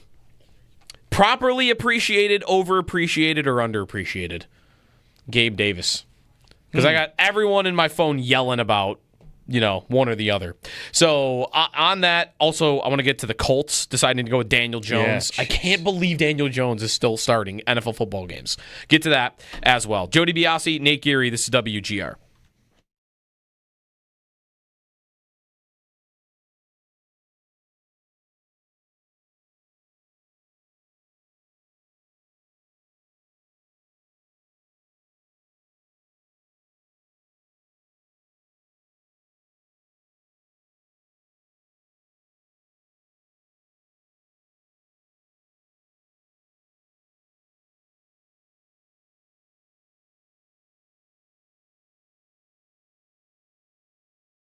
Do you think with all of this happening and him being on the field at the moment, Sal, that they still will go with Bishop, even if they're maybe not happy with how many reps he's had, and I don't even know what you would say about like what kind of camp he's had when he's out there, and whether that's also looked poor or it's just the availability. But do you think we're still headed for he's the safety on the field against Baltimore?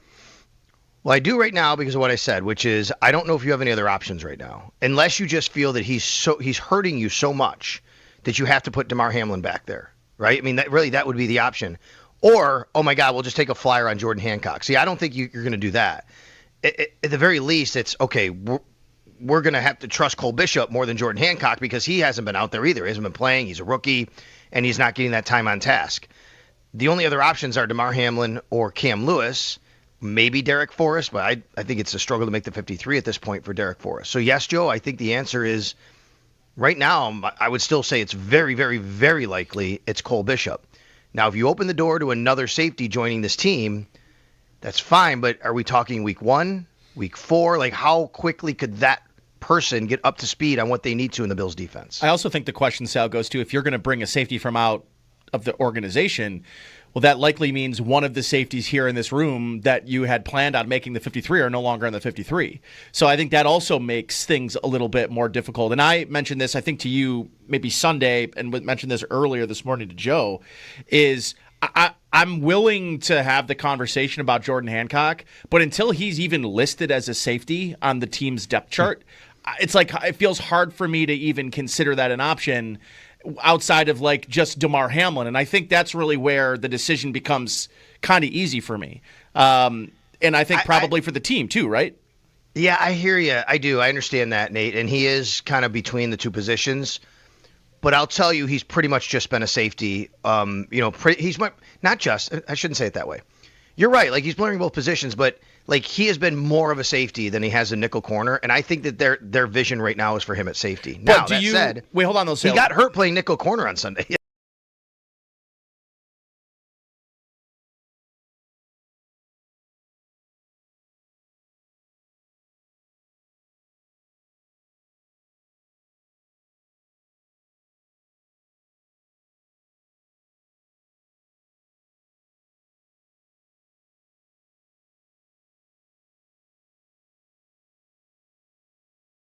So Gabe Davis is reportedly visiting with the team today. Yesterday when the news came out, Jeremy very unhappy about it. Not a Gabe Davis guy at this point, which I don't know how many there are. I think it's tough to figure out sometimes what his reputation is amongst Bills fans. I think some Bills fans think he is the most overrated player ever, and I think some Bills fans think he is the most underrated player ever.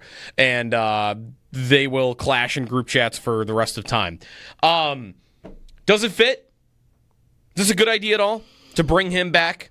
The one thing about anybody that signs Davis, because of the language in his contract with the Jaguars, however that works, he is getting all that money paid by Jacksonville. So any team that gets him is going to get him for the vet minimum.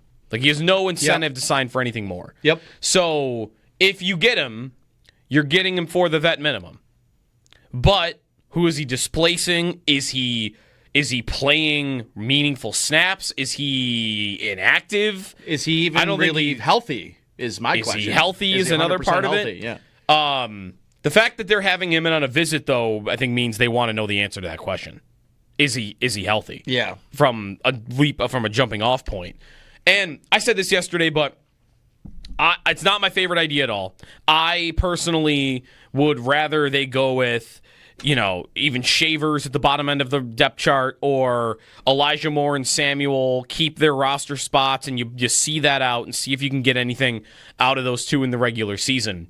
The reason, though, that I wouldn't be stunned if the Bills actually did sign Davis is I've continued to think all throughout camp, this is part of why I thought there was an opportunity for Shavers to make the team, is they don't, in my mind, have a plan B to Keon Coleman at the big X receiver position that was last year split between Coleman and Matt Collins, doing the dirty work at receiver, blocking at receiver, clear out routes down the field.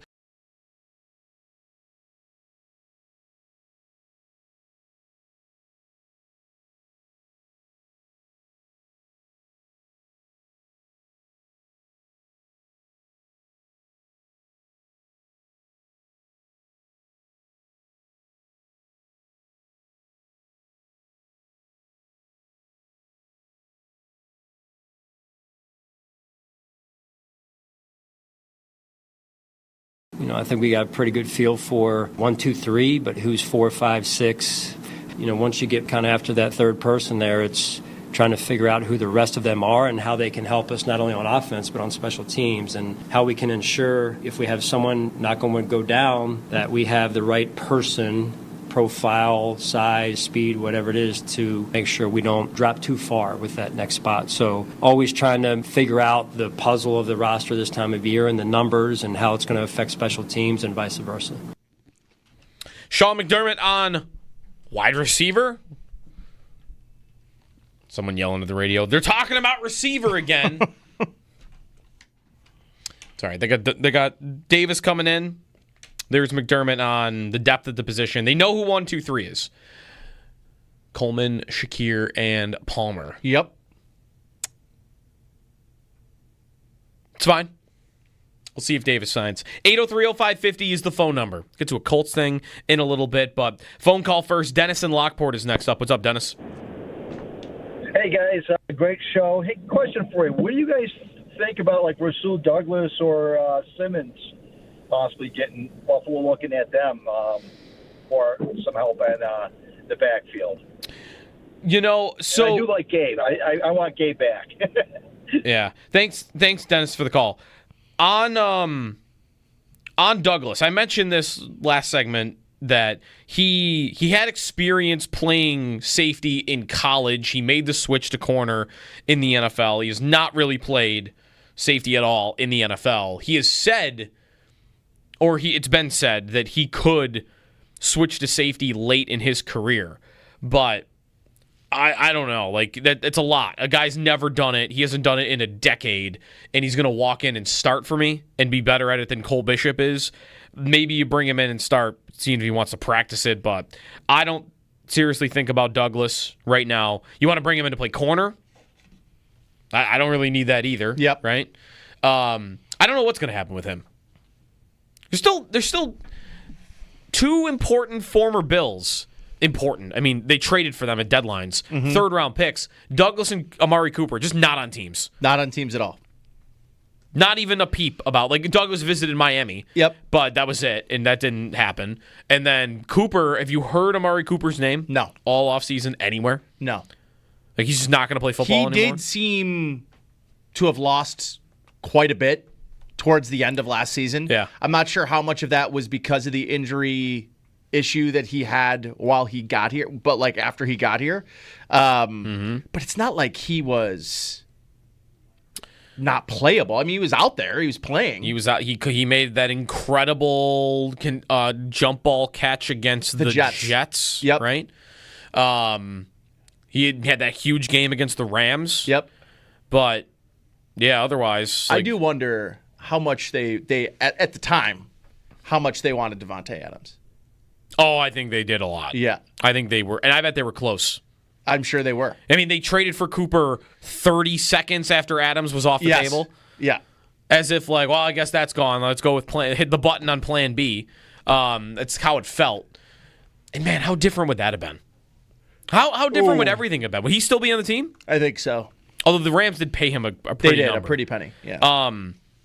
I mean, Adams, it would be interesting if they had acquired him at the deadline. He, with the Jets, in 11 games, had 114 targets. I don't think he would have done that here. No. 67 catches, 854 yards, and 7 touchdowns. Listen, he might not have had 114 targets, but I think he would have been a lot more productive than Cooper was. A lot more. And then what? And then, I mean, it would have kind of been like they had a number one wide receiver. It would have been. Then they would have. Yeah, they would have had a number He one would have been receiver. treated more like a number one receiver than anybody else that was in their offense last year, I assume. But he's off the table. They didn't get that one done. Yeah, it just, the ads at this time of the year, they can happen. I don't ever expect them to make a difference in week 1. Is that fair? Like, you could sign a guy now. You want to sign Douglas. You want to sign, you're not going to sign Cooper. You want to bring Justin Simmons in? You want to bring Jordan Whitehead in to be in the safety room and replace Derek Forrest or replace Cam Lewis? I'm not thinking about them starting week 1. But what's kind of been the theme of the Bills when we talk about them in the offseason for years now? It's, well, how much does the regular season even really matter? January, right? Joey Bosa, wrap him in bubble wrap for the entirety of the season. Get him healthy for January. If you want to sign and you want to think about the Bills adding a Justin Simmons or a Jordan Whitehead, a veteran starting safety that is available right now in the league, it wouldn't be necessarily to play right away and beat the Ravens with that player. It would be, can that guy be a good option, a better option for me when I'm lining up against the Chiefs, the Ravens, and the Bengals in January? Right. That's what you want him for. Yep. Yeah, it's not about week 1. At this point, no move you make is going to be about week 1. No, because they're probably not even playing. They're probably not even starting. A little bit of it is just going to be insurance, which they should have did in April, in March. They should have had insurance outside of a guy that they already thought we want to be better than. They didn't have to re-sign DeMar Hamlin. They did. They did. It was no money, right? Like $2 million bucks. Yes. What was the move though? Like, what level of safety should they have brought in to go with Cole Bishop? Like, they shouldn't have signed Justin Reed, right? That was $10 million. They brought in Julian Blackmon. They liked him, and then he went to the Saints, and now he's starting for the Saints. Yep, next to Justin Reed. To Justin Reed. And Justin Reed this offseason signed 3 years, $10 million. They shouldn't have done that, right? Should they have signed Javon Holland? That was $15 million. Should they have gone all out? How about Jeremy Chin signed for 8? You mentioned Julian Blackmon. He only signed for 3. Yeah. $3 million starting safety. Okay. Andre Cisco signed for $8 million with the Jets. Eric Murray signed for $6 million with the Jaguars. Maybe that like middle tier. That's what I'm thinking. Yeah, one of those players should have been brought in. Hamlin signed for 2. By the way, free agent options. I mentioned Simmons and Whitehead. There's one other guy that could become available because Kyle Duggar is on like bubble watch in New England. He's not getting cut. He was playing with the third stringers. So, did you see? Do you know they're gonna try to trade him? And you know the contract that he signed? No, I don't. 4 years, $58 million. It'd be a $23 million dead cap hit to cut him this year. The out in that contract is not until next year. Well, it'd be $23 million if they'd done it before July 1st. It would right now be $14 million this year and $9 million next year. I will say that's a lot. It sounds like a lot, but we're living here. They have like $50 million in cap space. I was gonna say we're living here in Bills life, where the Bills have like 1.6 million. Yeah, like 2,000 in cap space. New England's got like 60 million in cap space, so they might be able to afford it. 8030550 is the phone number. The Colts are going with Daniel Jones. We got something to say about that when we come back.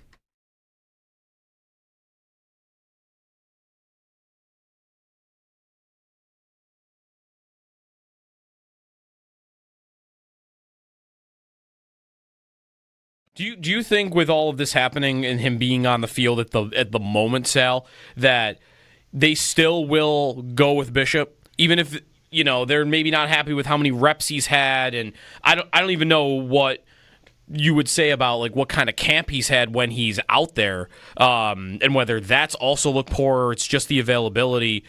But do you think we're still headed for he's the safety on the field against Baltimore? Well, I do right now because of what I said, which is I don't know if you have any other options right now, unless you just feel that he's hurting you so much that you have to put Damar Hamlin back there, right? I mean, that would be the option. Or, oh my God, we'll just take a flyer on Jordan Hancock. See, I don't think you're going to do that. At the very least, it's okay. We're going to have to trust Cole Bishop more than Jordan Hancock because he hasn't been out there either. He hasn't been playing. He's a rookie, and he's not getting that time on task. The only other options are Damar Hamlin or Cam Lewis. Maybe Derek Forrest, but I think it's a struggle to make the 53 at this point for Derek Forrest. So yes, Joe, I think the answer is right now, I would still say it's very, very, very likely it's Cole Bishop. Now, if you open the door to another safety joining this team, that's fine, but are we talking week 1, week 4? Like how quickly could that person get up to speed on what they need to in the Bills defense? I also think the question, Sal, goes to if you're going to bring a safety from out of the organization, well, that likely means one of the safeties here in this room that you had planned on making the 53 are no longer on the 53. So I think that also makes things a little bit more difficult. And I mentioned this, I think, to you maybe Sunday, and mentioned this earlier this morning to Joe, is I'm willing to have the conversation about Jordan Hancock, but until he's even listed as a safety on the team's depth chart, it's like it feels hard for me to even consider that an option outside of like just Damar Hamlin. And I think that's really where the decision becomes kind of easy for me. And I think probably for the team too, right? Yeah, I hear you. I do. I understand that, Nate. And he is kind of between the two positions. But I'll tell you, he's pretty much just been a safety. He's not just, I shouldn't say it that way. You're right. Like he's playing both positions, but like he has been more of a safety than he has a nickel corner, and I think that their vision right now is for him at safety. Now, that said, wait, hold on, though. He got hurt playing nickel corner on Sunday.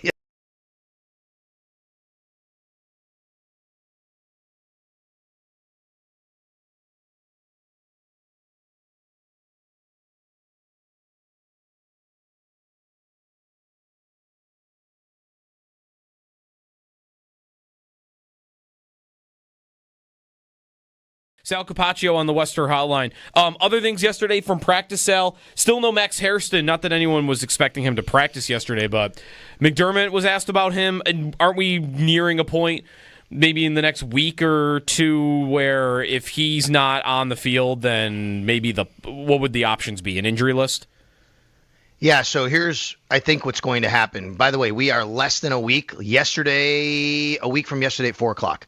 Next Tuesday at 4 p.m., final rosters are due. So you can play the game in Tampa on Saturday, Sunday, Monday, Tuesday. So 3 days later, you have final rosters due.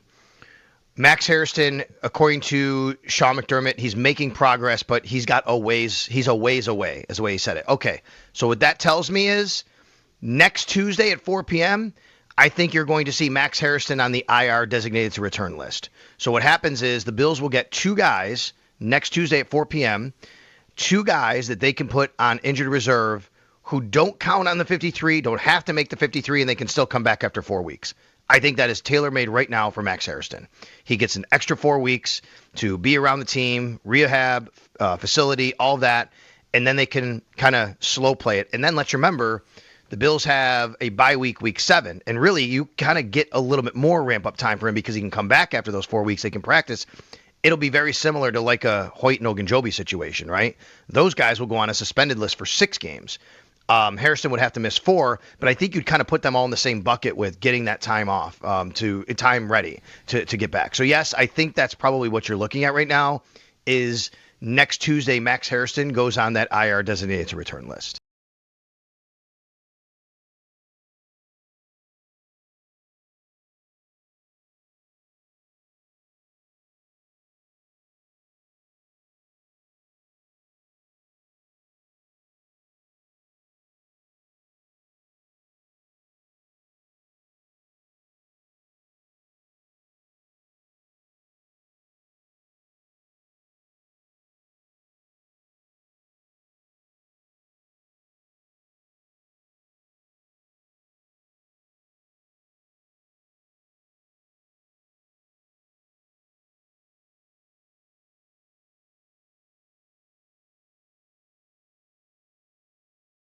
won this job, Daniel Jones did, with consistency and the ability to operate Shane Steichen's offense. It is very clear after the training camp competition that Anthony Richardson was just not the direction they were going to go. He is still talented. I'm sure he has made strides, just not quick enough to run the offense that Shane Steichen wants and needs.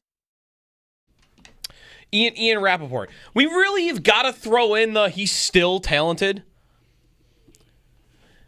All right, so Daniel Jones is going to start for the Colts week 1, and Shane Steichen said their plan is to start him the whole season. Long-term starter. This isn't a week-to-week thing. This dude has had more chances than anybody and is still out here with the phrasing, well, he's still talented, as if it matters that he was drafted 6th overall 6 years ago. He's played, I think I had the stat on this a couple of weeks ago, he's played more games in the NFL than Lossman and Edwards had combined. 2 guys during the Bills drought.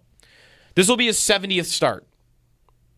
71st game when he plays week 1 for the Colts. Guess how many passing touchdowns, by the way, in 70 games in his NFL career? 100. 70. Yeah. He plays in the year 2025 in the National Football League. And he's played 70 games and has 70 touchdowns. Yikes. And actually, I looked. So in the last 20 years, there is only one other quarterback in the NFL to have played 50-plus games and have averaged a touchdown per game or fewer. There's only one other guy. And it's another Colts starter from a couple years ago, Jacoby Brissett. That's it. 2 quarterbacks in 20 years have, because what's today's game? Minshew's throwing for 90 touchdowns and 40 starts. And this dude's got 70 and 70, as if it's 1976. Yeah, that's crazy. And he's playing the position. That's crazy. He stinks. He's always stunk. And this will be his 7th season going into a year as a starter. And crazy. I think the craziest part is that Richardson only got 12 games? Yeah. Or 15 games? You can't draft a player like that if you're not intending to deal with some of the ups and downs.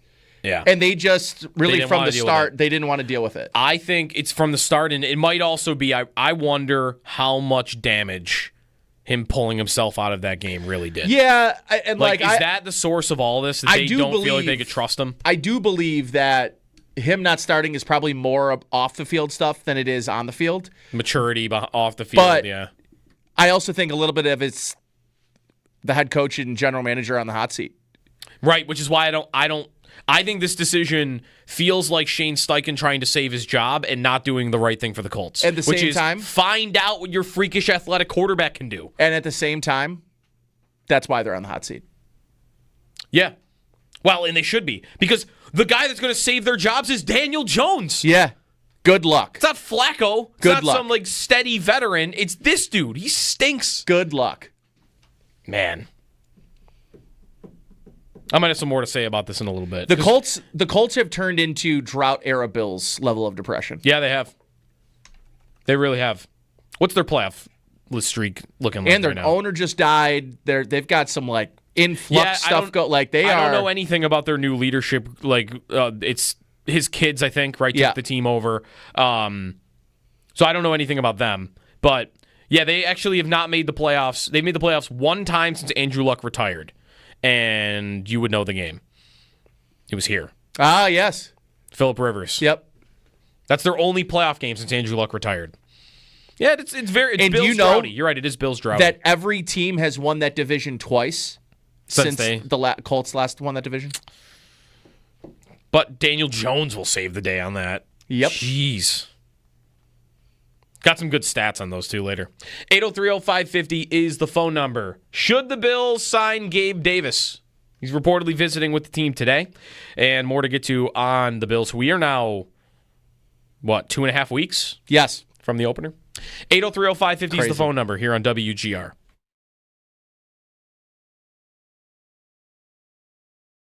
Sal Capaccio on the Western Hotline. Other things yesterday from practice, Sal. Still no Max Hairston. Not that anyone was expecting him to practice yesterday, but McDermott was asked about him. And aren't we nearing a point, maybe in the next week or two, where if he's not on the field, then maybe what would the options be? An injury list?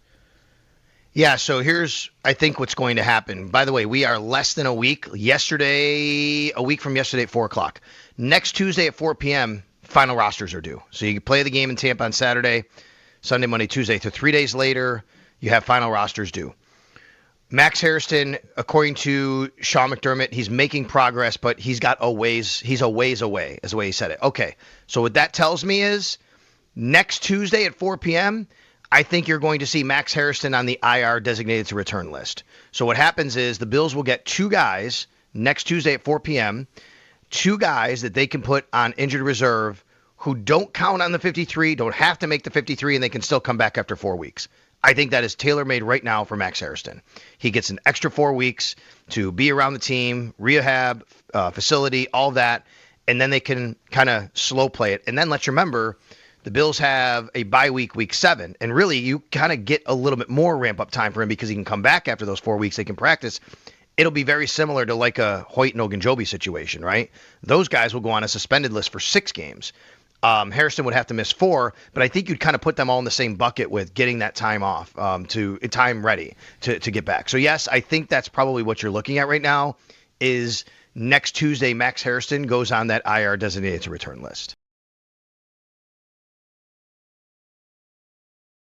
So Gabe Davis is reportedly visiting with the team today.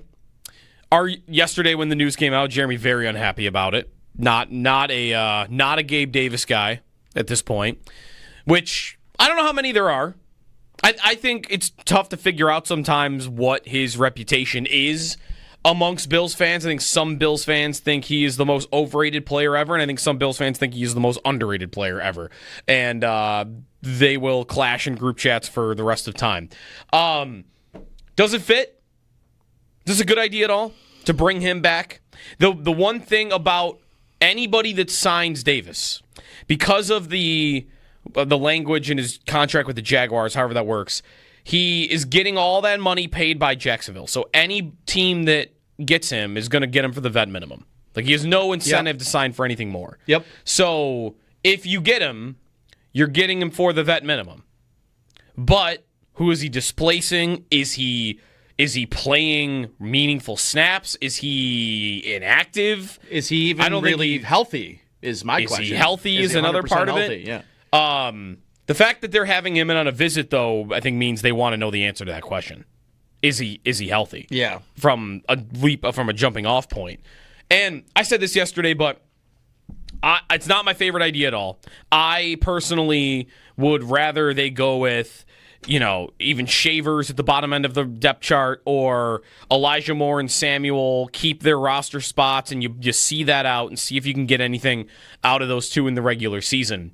The reason, though, that I wouldn't be stunned if the Bills actually did sign Davis is I've continued to think all throughout camp, this is part of why I thought there was an opportunity for Shavers to make the team, is they don't, in my mind, have a plan B to Keon Coleman at the big X receiver position. Was last year split between Coleman and Matt Collins, doing the dirty work at receiver, blocking at receiver, clear out routes down the field.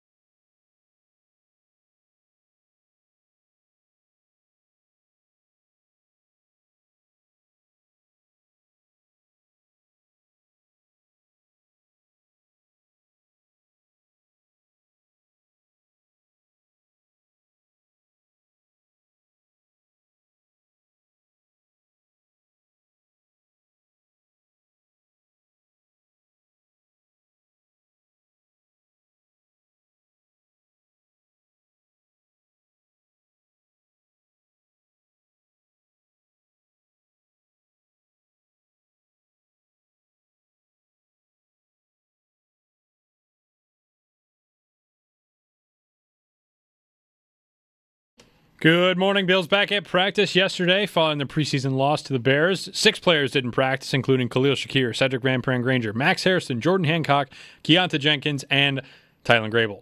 Bills head coach Sean McDermott said yesterday before practice that the goal is to have kicker Tyler Bass return to practice in full on Thursday and be ready to play this weekend in the team's final preseason game against the Tampa Bay Buccaneers. To hear more of what he had to say, you can listen on demand on our website, WGR550.com. In other Bills news, former Bills wide receiver Gabe Davis is expected to meet with the team today. Davis signed a deal with the Jacksonville Jaguars last offseason on a 3-year deal, but was released from that deal earlier this offseason. Davis is yet to sign with a new team despite meeting with the Pittsburgh Steelers twice, including yesterday, and the San Francisco 49ers once this offseason.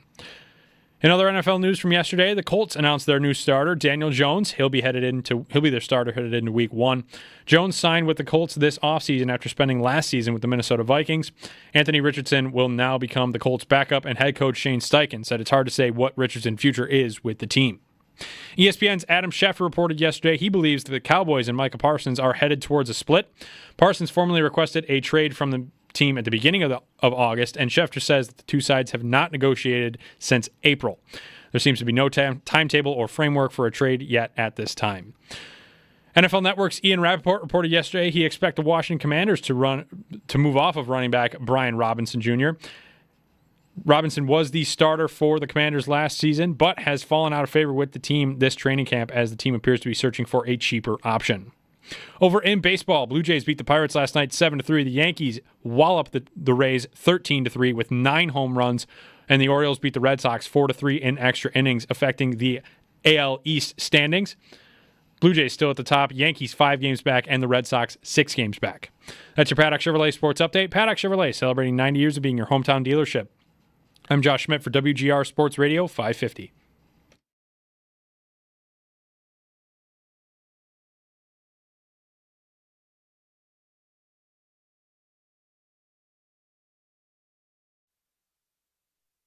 You can't get a deal done if you're not even talking. And the two sides haven't had any negotiations since late March or early April. And it sounds like at this point it's personal. It sounds like each side is dug in. The Cowboys have come out and said what they said publicly at the start of training camp, which Micah didn't like. Micah came out and asked to be traded, said he was ready to move on from Dallas. And right now, both sides seem to be angry. Now, have other people put those feelings aside in the past and figured out a way to work out a deal? Yeah, I don't see that happening here. I see these two sides headed towards a divorce in time. The only question is, when is that divorce going to happen and how is it going to happen? Adam Schefter on Micah Parsons. Will he play Week 1? Jerry Jones said like a week ago that he doesn't even think he'd plays Week 1. Parsons, who I think is the most attractive of the big names on the trade market because of his age. Trey Hendrickson's 32. Terry McLaurin is 30. Parsons is 26. Mm-hmm. He's even younger than that. 26 years old for Parsons. I still think that deal will get done. We have a bet on that, by the way. I don't know if you forgot about it. I didn't forget about it. It's up there. Second last on our bet board. Dallas to extend Dak, Lamb, and Parsons. I was a yes, you were a no. How do you feel about that one right now? I'm feeling very good about it. You're down to your last strike. I am. But the pitch might look pretty good right now. You got a year. I'm feeling pretty good about it. Jerry Jones, something eventually has to come back to bite him. And I feel like this is it. Other than like their results, you mean? Well, that goes without saying. But he is such a bad general manager / team president. And now it's just kind of like out in the open that he just does stuff to stay relevant in the media. That's always been my theory. Is that my hot take on this is that he does all this on purpose, and that he basically admitted it that he does it. Yeah.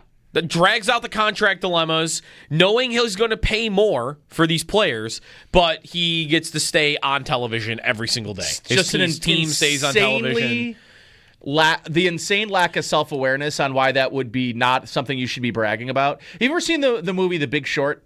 Oh, it's literally like my favorite movie. One of mine as well. You know the part where they're times. talking to Schmidt from From New Girl? From New Girl, Yes. and the other guy, and they're like, I don't get it. Like, why are they confessing? Why are they confessing? He's like, they're not confessing. He's bragging. Right. And literally, that's Jerry Jones. Yeah. It's like, Jerry why Jones, is he confessing? I've got a boat. Right. Right. He's like, I got 3 boats. Yeah, we know Jerry. Well, you know what he's confessing to? Good for him. What Jerry Jones cares about, and he's proven this. Has he not proven this a million times? What he's proven is he cares more about his team being the most wealthy sports franchise in the world more than he cares about winning championships. Right? Yeah. Is that not true? Yeah. He'd rather be number 1 on the Forbes list every single year. 100%. I am the moneymaker. I am the kingpin of this league. I've got the most valuable franchise. That's his Super Bowl. Yeah. That's how he treats the franchise, the roster. I don't know why anyone would want to play for a team like that when it's pretty evident that that's how they do things. Remember Jordan Phillips making comments about how, like, they take season ticket holders and, like, people that, like, have won auctions on stuff, like, to, like, tour the locker room facilities, and they're, like, tapping. He's like, you feel like you're a zoo animal, and they're tapping on the glass. Versus here with the Bills, like, it's just so different. Yeah. I don't know. I think the Cowboys are a dumpster fire. Yeah, like he's like the next. He's going to be like the next main character on The Golden Bachelor. All that being said, I do think they're a sneaky playoff team this year, but they're not going to win the Super Bowl. They are a sneaky playoff team. I would agree with that. And I have an MVP bet on Dak. The only coach that you could possibly upgrade from with Brian Schottenheimer is who they fired. Mike McCarthy. That's it. I sometimes I'm reminded Brian Schottenheimer is their head coach, which is insane. The least inspiring. Again, it's Jones wants a yes man. He doesn't care about. He just doesn't care about winning at all, I don't think. Anyways, 803-0550 is the phone number. To the Bills. If Gabe Davis is visiting today, he's got a rude awakening in terms of the weather. It is raining out right now. Not a great day. Yeah. No, we've had some really good weather. At least it's been hot. It's sunny, and today, at least out the window right now, we got some not a downpour, but it's raining. Steady rain. Chris in South Carolina is first up this hour. What's up, Chris? What's up, guys? I say bring Gabe on. The reason I say so, there's a couple different reasons, man. The reason I say so is if we had our chance 2 years ago to sign Gabe for $8 million, let's just say, I think the majority of us would have taken that. And all of our players from time to time have been schemed out of our offense for a couple games, definitely a couple series.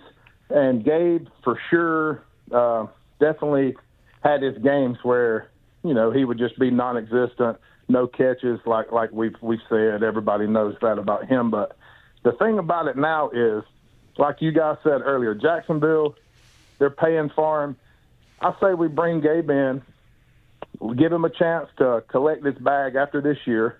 And, just think about everything that he could do exactly like Matt Collins, minus the special teams. And 2nd and 2, you could use Gabe in motion as a blocker even, because we know that he's one of our best blockers. And I think one of the telling things real quick is Gabe's rookie year. I can't think of the fellow's name, but it was Gabe's high school coach, used to be a former Bills player. And he said that he told his children that they need to emulate Gabe Davis, and said that Gabe was the hardest worker of any player that he ever played with other than himself. And so we all know that he's a hard worker in the off season. I say bring the cat in, give him $1 million, let him try to get his bag after this year. And, at worst, you were losing Chenault or Elijah Moore, because Shakir, Coleman, Palmer, Samuel, because of his contract, and Shavers, because of his opportunity, I think it would be our wideouts. And then the 2 out, if we kept Gabe, would be Chenault and Moore. So just see what you guys think. Yeah, I would Thanks, wait. Chris. I would just rather have Moore. I would rather have Elijah Moore. I would much rather have Elijah Moore. And if it comes down to those two, if we sign Gabe, Elijah Moore is getting cut. I would rather see that out in the regular season. Gabe is like the Iron Bill Award, hardest worker. Fantastic. That's all great. Yep. Like, I don't doubt that he is even a role model the way you described him for kids playing the position. But I'm trying to win the Super Bowl here, and I just got stopped on a 4th and 5 and a 3rd and 10 before that to the Chiefs because I didn't have a receiver that could get open. I had to throw a screen pass to Amari Cooper because I didn't trust anybody to separate. Why did they call on 4th down an orbit motion in the backfield to Khalil Shakir? Because they didn't trust anybody to get open one-on-one. Yeah. And he doesn't help that. I don't know what the odds are of that being Elijah Moore right now, but Elijah Moore, that's his skill set. I'm also not going to And that's not overreact Gabe to Davis's. one bad preseason game with Mike White. For Elijah Moore? Yeah, I'm not overreacting. It's probably fair. When, by the way, the previous preseason game, if Mitch Trubisky sees him, He's got catches a walk-in 70-yard touchdown. 70-yard touchdown, and how different does it sound right now about Elijah Moore if that had happened? Yep. So, I'm not saying he's having an amazing camp or amazing preseason. Just if it came down to... You're already paying him. The big physical, hard worker that can block and help me in the run game in the depths of my receiver room versus the guy that is a separator and, well, maybe he can be an impact player getting open on my offense. I would rather take a shot on that guy. Especially since I've already paid him. I want to point out something about Matt Collins, which is, Chris mentioned, like, Gabe Davis is, can be like Matt Collins without the special teams. Matt Collins wouldn't have made the team in the first place if he didn't have the special team stuff. What you got out of him as a receiver was crazy bonus. It was way more than you expected to get from him. If you would have told me last year, August 20th, that Matt Collins was going to have the season he had at receiver, what would you have thought about how good the offense was going to be? If you told me the snap count, I would have thought the offense would have been in bad. trouble. Yeah. Or and like bad by Josh Allen standards, which is what like they got from Matt Collins was not the plan. No. The plan was he was going to be their 5th receiver and be a special team stud. So the idea that you could just swap the production, that's fine. But Matt Collins isn't even, we're not even talking, Matt Collins doesn't get paid, doesn't get the opportunity to play and get paid unless he has the special teams acumen. That's fair. So I also just also like throwing this in on Matt Collins every once in a while. It's so overstated sometimes how productive he was in the offense. Yeah. He played a lot. That's the point. He played a lot. He caught 31 passes. Probably 20 more than I thought he was going to, though. Sure. But that's because it's relative to your expexptation. He caught 378 yards. He caught 378 yards. He kept Keon Coleman off the field after he got back from injury. Did he keep him off the field, Yeah. or is the fact they traded for Amari Cooper is what kept him off the field? Maybe a little bit of both, but I think a big thing was that you couldn't really take Matt Collins off. He was playing better than Keon was. I think they tried to replace him in the middle of the season. I think that's what the Cooper trade was. Because remember, Coleman was playing well. Yeah. Well, no, he wasn't. Coleman, what's the timeline of that? He gets injured and then they trade Dolphins for Cooper? game. And then they trade for Cooper? No. They traded for Cooper before the injury. That's right. So they traded for Cooper. Yeah, Coleman hadn't really popped off yet. Nope. They actually trade for Cooper, and then Coleman goes 4 for 125 against Tennessee, and then 5 for 70 to touchdown against Seattle. And that's, to me, when it's becoming clear, like, hey, they're going to be working Hollins out here of the picture because Coleman's playing well, and Cooper's here now. But then, Coleman gets hurt. But it's 31 passes, and it's 5 touchdowns. So, but anyways, if you're bringing Davis in, that might be, what you'd expect from him. I don't know what his role would be. If he signed today, is that his stat line at the end of the year? Is he getting 50 targets in this offense this year? Because I don't feel great about that. If there's 50 targets available for a depth receiver, I'd much rather it be an Elijah Moore or Curtis Samuel. Ron and Alden's next. What's up, Ron? Hey, good morning, guys. So I've been giving thought. I know we've been, if we get Davis, whatever, I don't have a feeling for that either way. But our defense, a lot of talk has been about the safety position. I don't know where we ranked last year as far as pass rush, but if our pass rush is much better this year, I think that's going to help the safety either way. Because any quarterback worth his salt, besides Daniel Jones, if you have open guys, if you have time in the pocket, you're going to find someone, no matter how good your safeties are. I think the pass rush is more important. It's always going to help your backfield. I don't know where we ranked the pass rush last year, but it just didn't seem like we really had one. So that's just my feeling on the safety. I think we're over worried about the safety position, where, again, we sign these guys for the pass rush. A couple of them won't be here till week 7 or whatever. But I'm just hoping. I just want to know what you think about that opinion about as far as will the pass rush, if it's that much better, how much it'll help the backfield. Sure. Yeah, thanks, Ron. You might be a little surprised by this, actually. This is a regular season stat. I could look up playoffs for you, too. But in terms of pressure rate last year, the percentage of dropbacks that resulted in a pressure, the Bills' defense was 9th best in the NFL last year, 33.1%. So 33% of the time that the opposing quarterback dropped back to pass, the Bills were getting pressure on that quarterback. Now, that again, it's regular season. If I go over to the playoffs,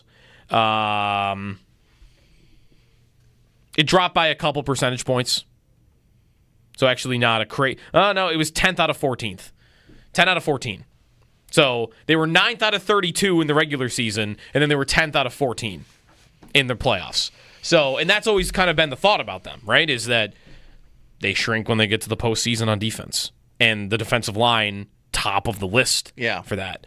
So, smaller sample size, but I mean, that is the right point, right? Is they would hope right now, all right, we're not really that confident in Cole Bishop, and even Taylor Rapp is just kind of a guy.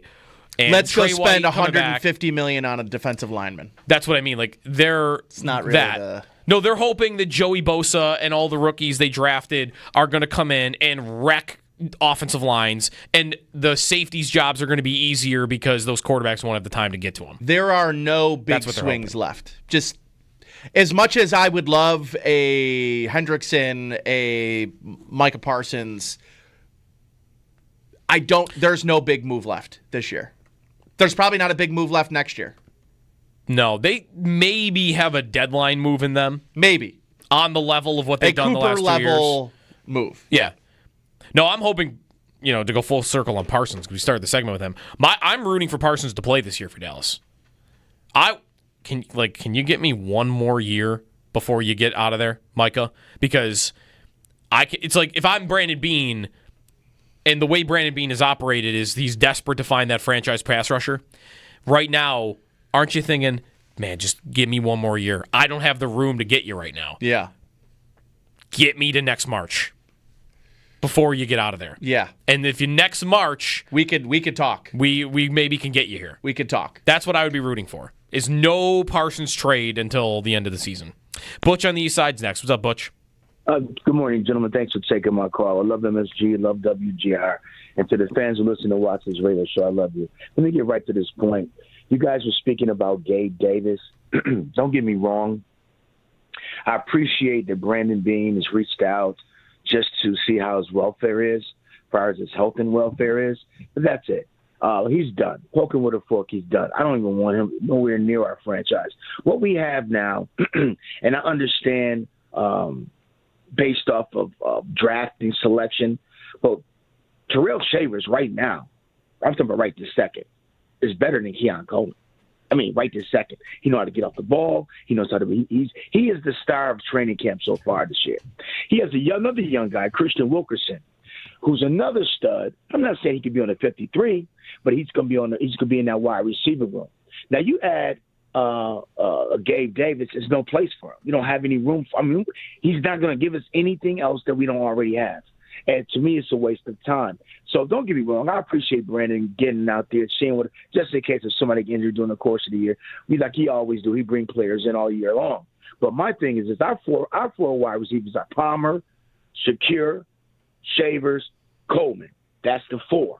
Fine, you get your 5, you might throw Chenault in there. And fine, if you can't move a Curtis Samuel near the end for something just to get a trade for him, just to get your money back a little bit, fine, you got Curtis Samuel. But as far as Gabe Davis, we are set as far as moving forward at the receiving. Terrell Shavers, like I said, I don't want to sound redundant, but he is better than Keon. He's ready to perform under Josh Allen's tutelage. And I'm just saying that to you guys, and I love you. Thanks for taking my call. Keep having an outstanding show as usual, and I appreciate it. Thank you. Thanks, Butch, for the call. A couple things. One, it's giving Shavers a lot of credit to say right now he's better than Keon Coleman. I'm not a big Coleman guy. I've come a long way on Coleman. Yeah. He's had a really good camp. I'm excited to see what it looks like this year. He should. So I don't know what his year total was. I know he missed 4 games. He missed, I think it's 4 games. 4 games? Yeah. If you were to tell me based on his average, like what the additional numbers would be had he played all 17 games, I bet you he outpaces that number by 20%. I think he could easily end up with 50 catches, 875 yards, and 4 touchdowns. Would you take that today from Keon Coleman? What's the yardage number again? 875. Yeah, I would take that. Would that be where would that put you on Keon Coleman going into year 3? I think I'm always going to be skeptical that there's a giant leap coming for him. So it would make me think this is the guy. This is the leap. Yeah, that he is pretty good. He's going to serve a role. He's going to be the big physical receiver. He's just going to be Devin Funchess. A few highlight reel catches a year. I would hope he'll do it in a different way. But would you take Gabe Davis' stat lines for Coleman? 836 yards and 7 touchdowns. 746 yards and 7 touchdowns. Yeah, if that's about what he's averaging. Again, but part of that for me is I don't think that there's a giant ceiling there for Coleman. Unless they're ever going to try to put him in the slot. The job of their offense is not to get the most out of Keon Coleman. It's what can Keon Coleman do that best helps the offense. If you were trying to figure out, hey, how do I get Coleman to be a star? Mm-hmm. I'm thinking about turning him into Puka Nacua. Big slot. Yeah. But they don't have that spot for him. Shakir's got that spot, and they don't have anybody else to play Coleman's position. I've always thought for his sake, he landed on a team that might not be best for him if he indeed is best suited to be a big slot guy.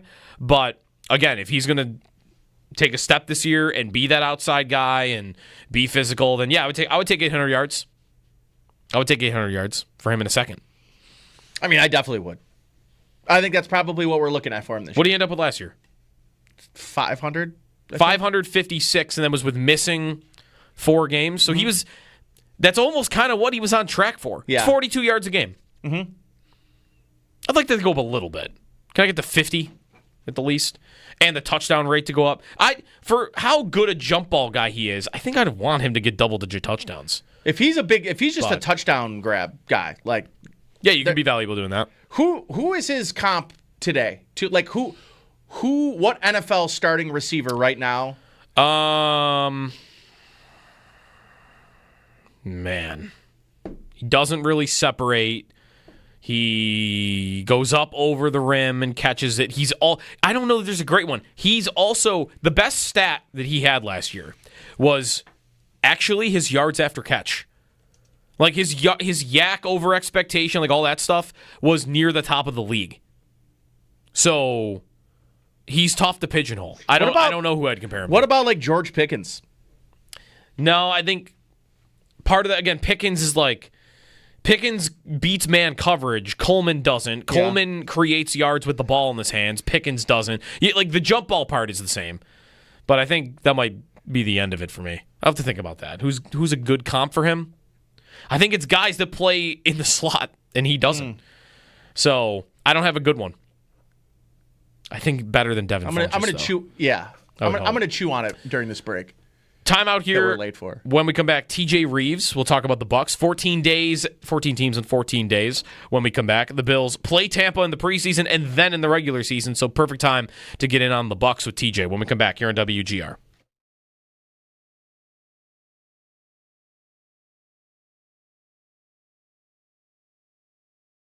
I'm reminded also of a time 2 years ago after Tremaine Edmonds left, and the middle linebacker battle in training camp was not going well at all. No, it wasn't. It was going very poorly, and I actually looked up, there was a McDermott quote from that training camp that was very similar. It was about Bernard and about the whole position. Very similar to what we heard yesterday, where he called middle linebacker near the end of training camp. Bernard, kind of like Bishop. Remember, he had missed all of camp. All of the camp because of the hamstring. He had a hamstring injury, missed all camp, didn't play in the preseason. And McDermott, nearing the end of camp, said about middle linebacker, quote, "That's an area of concern right now. Are we where we need to be right now? I don't think so." He said that 2 years ago. And what did they do? Without any of the reps, they just decided they're just going to throw Bernard in there. And he was fantastic. Second-year guy, hadn't played a lot in year one, was dealing with an injury. Like, we could put a vet in like Tyrell Dodson and see if we could get by. Let's put the kid in. And they did. And I want to predict they just end up doing the same thing with Cole Bishop. That I don't know if it'll go well. I don't know how good he'll be. I mean, if he could be as good as what he does as what Terrell Bernard is at middle linebacker, that's a home run.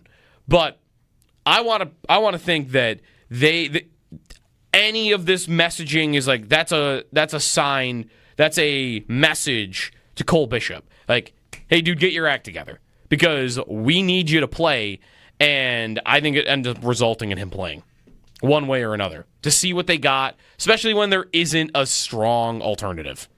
I think Bishop plays.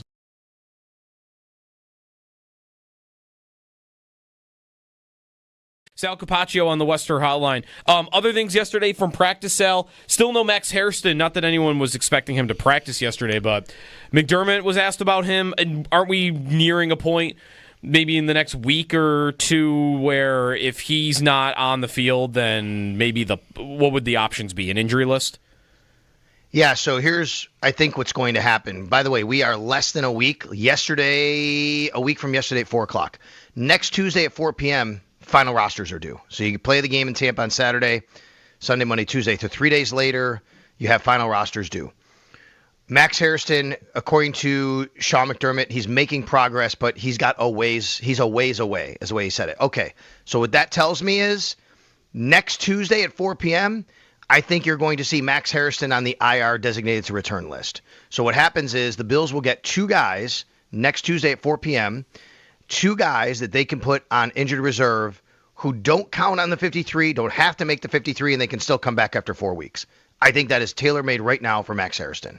He gets an extra 4 weeks to be around the team, rehab, facility, all that, and then they can kind of slow play it. And then let's remember, the Bills have a bye week, week 7, and really you kind of get a little bit more ramp-up time for him because he can come back after those 4 weeks. They can practice. It'll be very similar to like a Hoyt and Ogunjobi situation, right? Those guys will go on a suspended list for 6 games. Hairston would have to miss 4, but I think you'd kind of put them all in the same bucket with getting that time off, time ready to get back. So yes, I think that's probably what you're looking at right now is next Tuesday, Max Hairston goes on that IR designated to return list.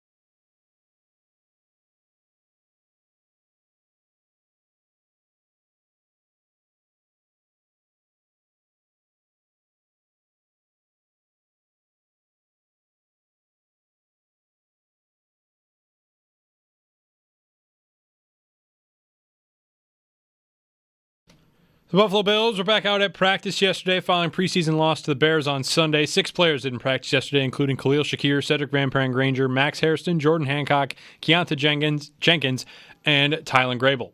Bills head coach Sean McDermott also said yesterday prior to practice that the goal is to have kicker Tyler Bass return to practice with the team on Thursday and have him ready for this weekend's game against the Tampa Bay Buccaneers. In other Bills news, former Bills wide receiver Gabe Davis is expected to meet with the team today. Davis signed with the Jacksonville Jaguars last offseason on a 3-year deal, but was released from that deal earlier this offseason. Davis is yet to sign with a new team despite meeting with the Pittsburgh Steelers twice and the 49ers once this offseason. In other NFL news yesterday, the Colts announced their starter, Daniel Jones. He'll start over Anthony Richardson, who was the team's former 4th overall pick a few years ago.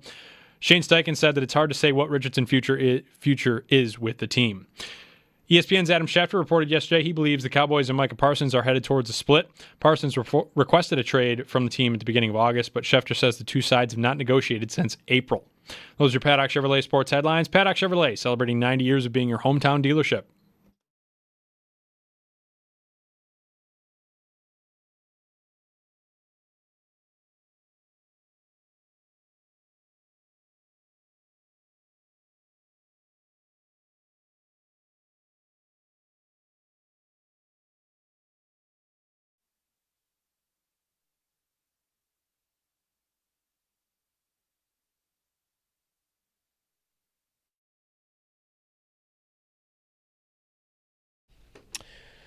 All right, welcome back. Waiting on TJ Reeves. Talk some Bucks coming up next. 14 teams in 14 days. Ooh. What's that? Juicy comp on Twitter. To Keon Coleman? Alshon Jeffrey. All right. He was really good. He was really good for a hot second. I like it. I mean, he won the Super Bowl as the number 1 receiver. Mm-hmm. 14 teams in 14 days is brought to you by Northtown Automotive. Get a Northtown Engine Shield engine protection warranty on new and used vehicles. The Bills and the Bucks this Saturday night at 7:30. And I'd imagine that Tampa is not going to be playing a lot of their starters. Most teams do not in the third preseason game. Maybe the Bengals will. I don't know, because they've been doing a lot of Joe Burrow stuff in the preseason. Anyways, let's go. Oddly enough. Yeah. Western Hotline, TJ Reeves joins us now. Joe DiBiase, Nate Geary. TJ, thanks as always for jumping on. Are the Bucs going to be playing their starters this week? Do we know yet? That is a great question. Good to be with you on an August Wednesday morning here, nearing the end of the preseason. I do know this. There will probably be a few starters that get some work. This will be different than the last 2 weeks for the Buccaneers where they practiced with the team that they played. That was Tennessee 2 weeks ago at home and in Pittsburgh last week, and obviously the Bills were practicing with the Bears. And so since Todd Bowles doesn't get one last look at all of his guys, which basically is the last look for 2.5 weeks before the regular season opener, I would not be surprised to see a few of them out there. Not all of them, but a few of them out there.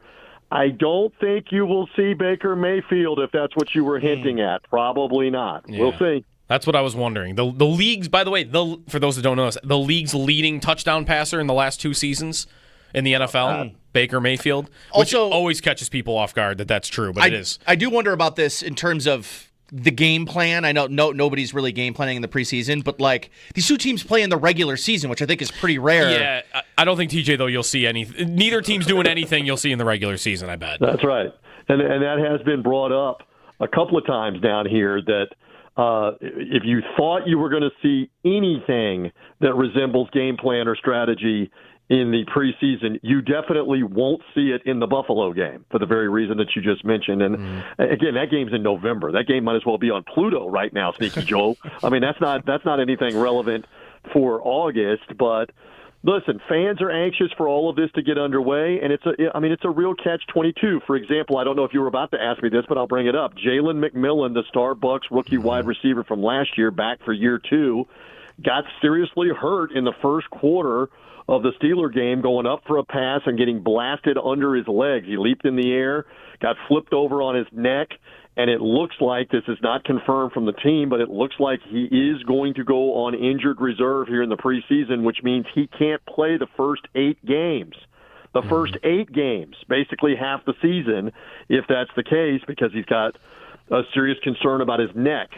So there's the counter argument on how much should the starters be out there in the final preseason game or not, is you can have something like that happen. Yeah, that was an ugly injury. I wanted actually to start with receiver with you because of that injury, and I had you in my mind. Actually, you used to come on with me and you still go on with Sal on the Extra Point Show. And over the years, when there was Mike Evans coming up on a contract and then Godwin coming up on a contract, I would always ask you, like, all right, like, are they going to get out of there? Like, because I've always loved both players. And what did I tell you? You would always tell me those guys are going to retire in pewter, right? Or That's something. Exactly right. Something of the sort. And did Godwin kind of confirm that more than anything, especially with the reports about what New England offered? And, man, when you look at their depth chart, I guess now it's a little tougher, right, because of the injuries with McMillan and drafting Ibuka in the first round. Like, if there's a team that maybe can sustain an injury or two at receiver, maybe it is this one. And unfortunately, we're testing that now with the injury to McMillan because he was going to be heavily counted on. But you're right. Godwin's probably going to go on the physically unable to perform list, and that means he can't play the first 4 games of the season because you're protecting him essentially without having to put him on the injured reserve and losing for 8 games. Before the season starts. Again, he shattered the lower right leg. This is a career-threatening injury, guys, that can happen. It happened in the Baltimore Monday night game last year. There is not a harder worker on the Tampa Bay Buccaneers than Chris Godwin. If anybody on that roster can overcome a horrific injury like that, it's going to be him. He's just going to need some more time. And they rewarded him, like you mentioned. They rewarded him with a very lucrative contract. And some people down here were losing their mind. How can you give that money to that guy off that injury? Well, number one, you're rewarding him for having battled the last 2 or 3 years and not making top dollar money for that. But number two, you're rewarding him because you believe a year from now, 2 years from now, he will be mostly back to full health and be able to play. So, again, I would not count that guy out to be a factor, Godwin, we're talking about, at some point in this season. They're just going to have to give it some time. Yeah, he's a player, too, the type of receiver he is. It does feel like his game should age well, even if he maybe loses a little bit of a step. Right. But even if that did happen. Hey, on Ibuka, by the way, everybody's doing their fantasy football drafts. Now, where do you guys come down on the fantasy football draft timeline? I'll pose it this way. Should you be drafting before, like, the first week of the season? Because all these leagues, I'm tainting your answer, but all these leagues that do their drafting and then they have injuries after they've done their draft and people go out of their mind. So, I don't know. Have you guys already done your drafts, or what's the status? So, are you waiting? I also think the rookies, you don't exactly know who they're going to be until you get through training camp. And, like, Joe and I are in a league together. We draft basically like 3 weeks after the draft. Yeah, but that's a dynasty league. Okay, that's a dynasty league. But my normal drafts, I would say, are like this weekend, last weekend, and like it's like these couple weeks in August. I would say definitely is like most of them. Should wait until the preseason is over for injury. I'm just saying, again to you guys, Emeka Ibuka looks like the real deal. And now that we know he's basically going to be the number 2 receiver, probably next to Mike Evans at the beginning of the Buccaneers season, his draft stock is going to go up. And I'm telling you, I've watched 30 years of Buccaneer training camp in the media, and he is as polished a college receiver, and that includes Evans. But it's, in terms of route running, the things you're looking for, I mean, Todd Bowles keeps talking about this, that you watch him, and he does not move and run routes and cut like a rookie. He looks like an NFL-type wide receiver. So there's a lot of expectation that's on him. Great hands out of the lineage of Ohio State that's had Marvin Harrison Jr., Garrett Wilson of the Jets, Terry McLaurin of the Commanders, Jackson Smith and Jigba of the Seahawks. All of those guys have basically been around Ohio State along with Ibuka over the course of the last 3 or 4 years. This guy can make a real impact. Stay tuned that he will be a factor early on in this year, and he's somebody to keep an eye on for fantasy football. A little fantasy advice on the mighty WGR this morning. I could have used you a month ago. Again, maybe part of your point here is, hey, maybe wait for training camp. This Dynasty League that Nate just mentioned that we do right after the draft, I did get Igbokwe, and then I decided to trade him for Terry McLaurin before training camp. And now, I feel like every day I feel worse and worse about that deal. You should have consulted me, GM. Should have texted you. You should have, but that's okay. It's water under the bridge. You can't do anything about it. I understand. Very quickly, what's the rest of it look like for Tampa? The defense, especially expectations this year, is because it does feel like the offense has so many weapons, especially if they get healthy, that side of the ball should be pretty set. But is it a complete roster? All right, so real quick, Hassan Reddick, the holdout last year with the Jets, he's down here on a one-year deal, veteran, highly motivated. I think he makes a big impact. Bucs have great defensive tackles, Vita Vea, who's as big as a school building, former number 1 pick, Kalijah Cansey. I don't know how much, if at all, those guys are going to play on Saturday in this preseason finale. They played some against Pittsburgh. Ageless wonder, future Hall of Famer Levante David in the middle at linebacker. They have pieces on defense. Clearly this team is built for offense, but they have pieces on defense, and I'm looking for Reddick to have a big year. Can he have a 10, 12-sack year and impact that pass rush that the Bucs have really been missing the last couple of years? That's what they're hoping for. All right, TJ Reeves on the Western Hotline. As always, thanks, TJ. I'll have to get you back on in like a month when we get to that Crawford-Canelo fight. You got to get to Canelo and Crawford when it gets to be fight time. Boxing, Sneaky Joe's a boxing guy. Yep. I'm a boxing guy. Always good to be with you. I know the Sal Capaccio and the Bills Mafia are headed down this way. Yep. I guess I'm responsible for him at least for 48 hours or so. You guys have to be responsible for him the rest of the time. I'll look out for Capaccio this weekend. It's a deal. Let's see what happens with the Bucs and the Bills. All right, love it. Thanks, TJ, as always. See you, kids. TJ Reeves on the Western Hotline. Big Fight Weekend also. I have Big Fight Weekend on Twitter and BigFightWeekend.com podcast as well. If you're a boxing fan, really good stuff. And first fight I've been this excited for in like 5 years coming up next month. So, but we can talk about that. I used to really love boxing, and then, I don't know. Well, the sport died. It died. It's tough to remain a fan of it. Yeah. We'll get to that fight in a month. 803-0550 is the phone number. If you're on hold, stay there. We'll get to you. Gabe Davis, the rest of it for the Bills, the secondary right now being a big topic after Sean McDermott said what he said yesterday. There's also a report 3 teams are looking for a wide receiver. Ooh. Including Minnesota, who we already saw a report about today. The Jets, Minnesota, and the 49ers. The Jets, actually, someone sent me a link to. They are looking at Amari Cooper right now. I said I haven't heard a peep about Amari Cooper. The Jets apparently are looking at him right now. All right. 3 teams looking for a wide receiver. Anybody want Curtis Samuel? Want to take that $7 million cap hit for the Bills?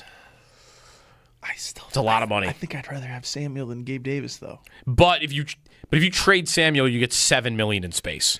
Yeah. You want Gabe Davis plus $7 million, or do you want Curtis Samuel? Fair. You could use that $7 million to go trade for your pass rusher at the deadline. Yeah, or a safety. 803-0550, the phone number. If you're on hold, stay there. We'll get to you coming back here on WGR.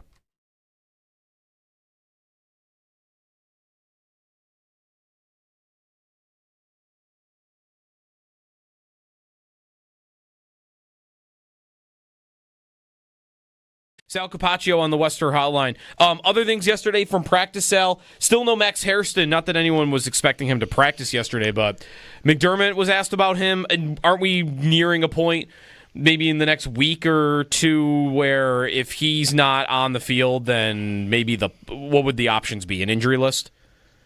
Yeah, so here's, I think, what's going to happen. By the way, we are less than a week. A week from yesterday at 4 o'clock. Next Tuesday at 4 p.m., final rosters are due. So you can play the game in Tampa on Saturday, Sunday, Monday, Tuesday. So 3 days later, you have final rosters due.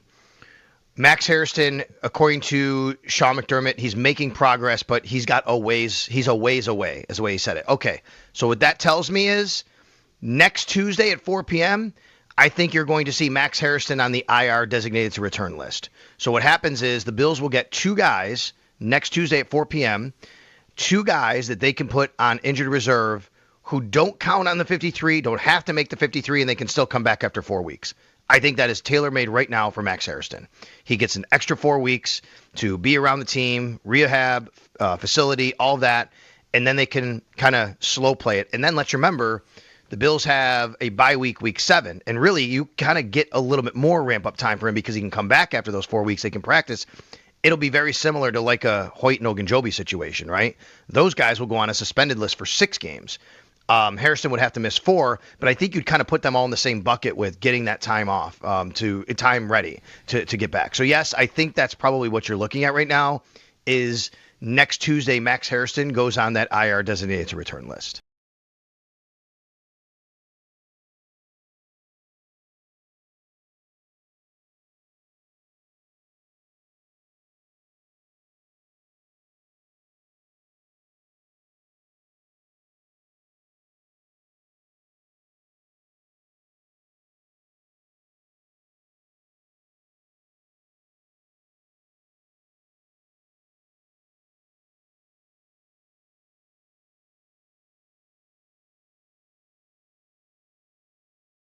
Do you think with all of this happening and him being on the field at the moment, Sal, that they still will go with Bishop, even if they're maybe not happy with how many reps he's had, and I don't even know what you would say about like what kind of camp he's had when he's out there, and whether that's also looked poor or it's just the availability.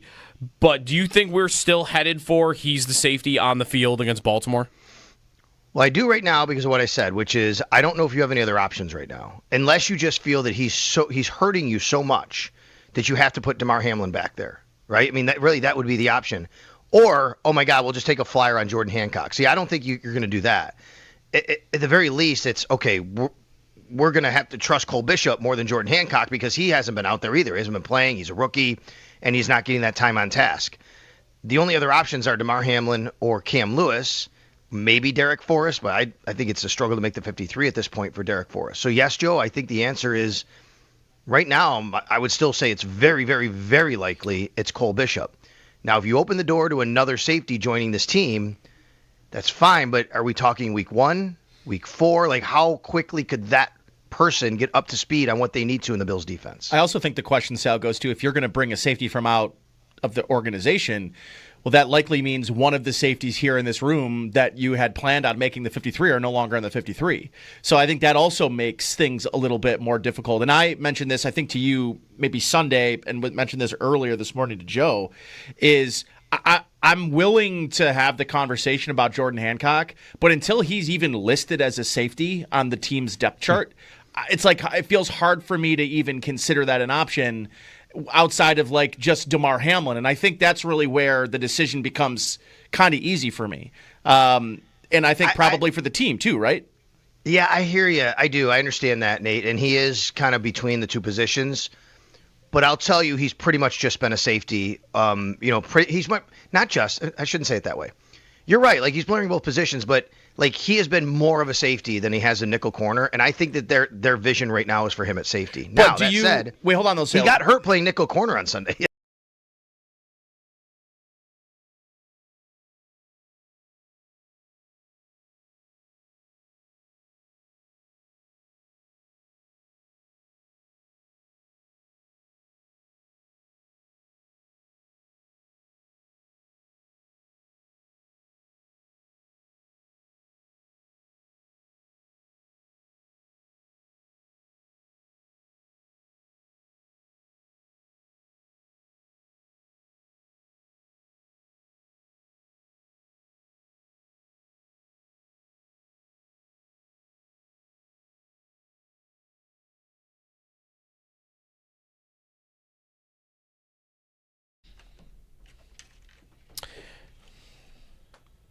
Welcome back to Jeremy and Joe. Jeremy's off.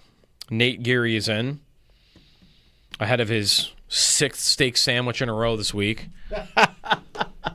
Steak sub, sorry. Bringing it back! Not even a sandwich, a sub. Oh, can't wait for lunch.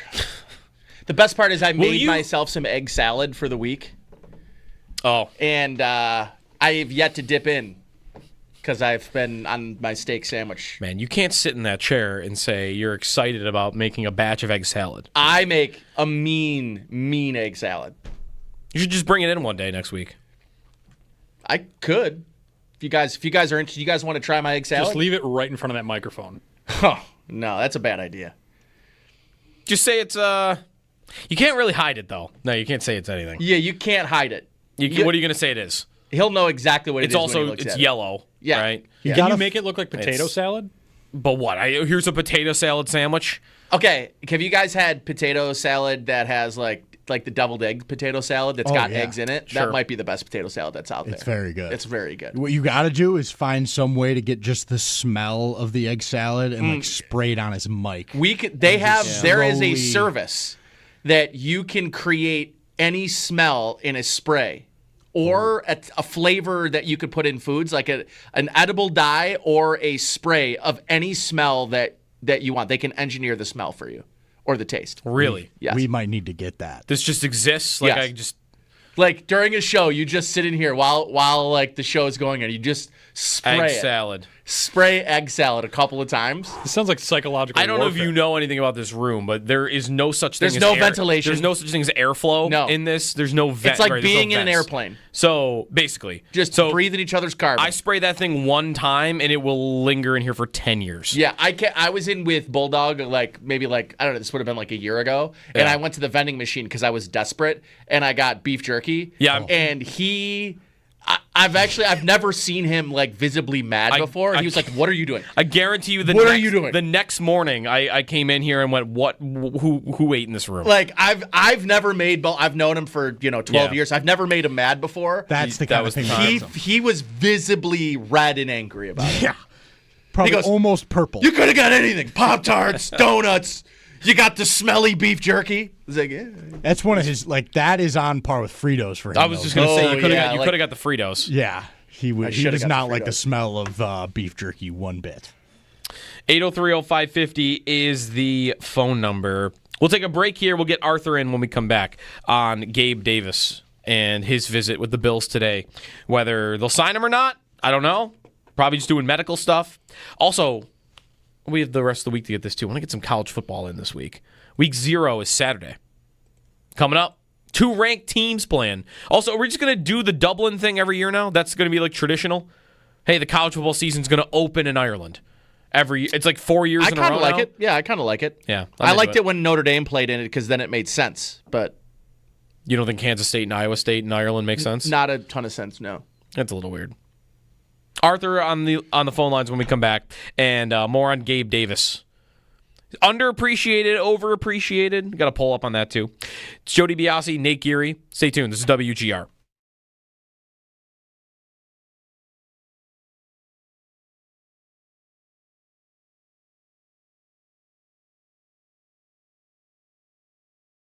I'm reminded also of a time 2 years ago after Tremaine Edmonds left, and the middle linebacker battle in training camp was not going well at all. No, it wasn't. It was going very poorly, and I actually looked up, there was a McDermott quote from that training camp that was very similar. It was about Bernard and about the whole position. Very similar to what we heard yesterday, where he called middle linebacker near the end of training camp. Bernard, kind of like Bishop. Remember, he had missed all of camp. All of the camp because of the hamstring. He had a hamstring injury, missed all camp, didn't play in the preseason.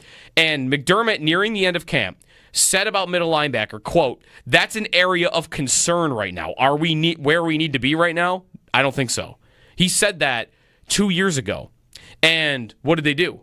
Without any of the reps, they just decided they're just going to throw Bernard in there. And he was fantastic. Second-year guy, hadn't played a lot in year one, was dealing with an injury. Like, we could put a vet in like Tyrell Dodson and see if we could get by. Let's put the kid in. And they did. And I want to predict they just end up doing the same thing with Cole Bishop. That I don't know if it'll go well. I don't know how good he'll be. I mean, if he could be as good as what he does as what Terrell Bernard is at middle linebacker, that's a home run. But I want to think that any of this messaging is like that's a sign, that's a message to Cole Bishop. Like, hey, dude, get your act together because we need you to play. And I think it ends up resulting in him playing one way or another to see what they got, especially when there isn't a strong alternative. I think Bishop plays.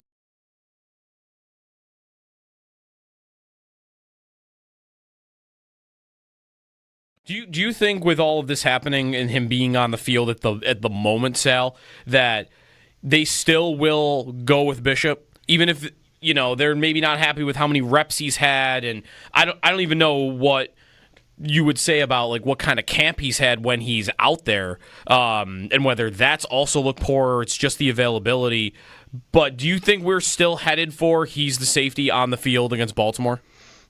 Well, I do right now because of what I said, which is I don't know if you have any other options right now, unless you just feel that he's hurting you so much that you have to put Damar Hamlin back there, right? I mean, that would be the option.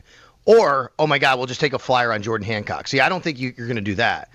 At the very least, it's okay. We're going to have to trust Cole Bishop more than Jordan Hancock because he hasn't been out there either. He hasn't been playing. He's a rookie, and he's not getting that time on task. The only other options are Damar Hamlin or Cam Lewis, maybe Derek Forrest, but I think it's a struggle to make the 53 at this point for Derek Forrest. So yes, Joe, I think the answer is right now, I would still say it's very, very, very likely it's Cole Bishop.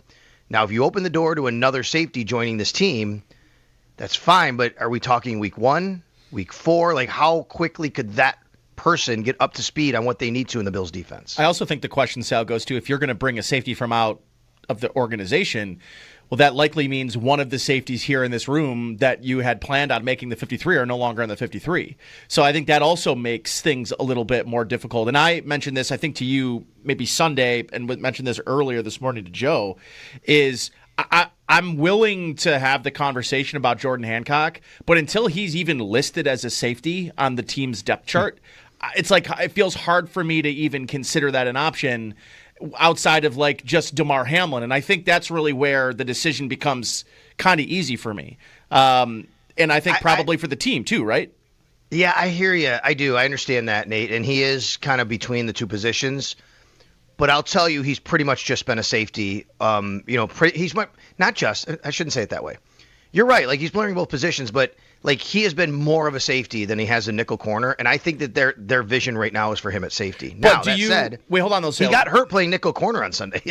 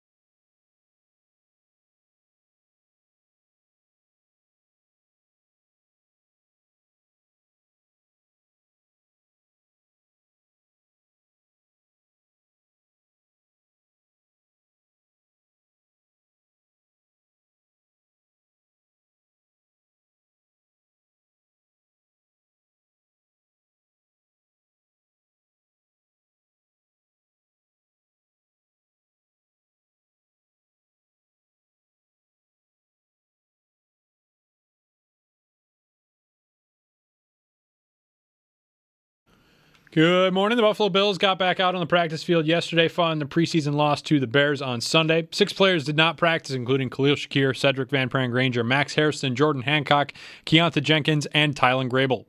Bills head coach Sean McDermott also said prior to practice yesterday that the goal is to have kicker Tyler Bass return to practice in full with the team on Thursday and be ready to play this weekend in the team's final preseason game against the Tampa Bay Buccaneers. In other Bills news, former Bills wide receiver Gabe Davis is expected to meet with the team today. Davis signed with the Jacksonville Jaguars last offseason on a 3-year deal, but was released from the deal earlier this offseason. Davis has yet to sign with a new team despite meeting with the Pittsburgh Steelers twice and the San Francisco 49ers once this offseason.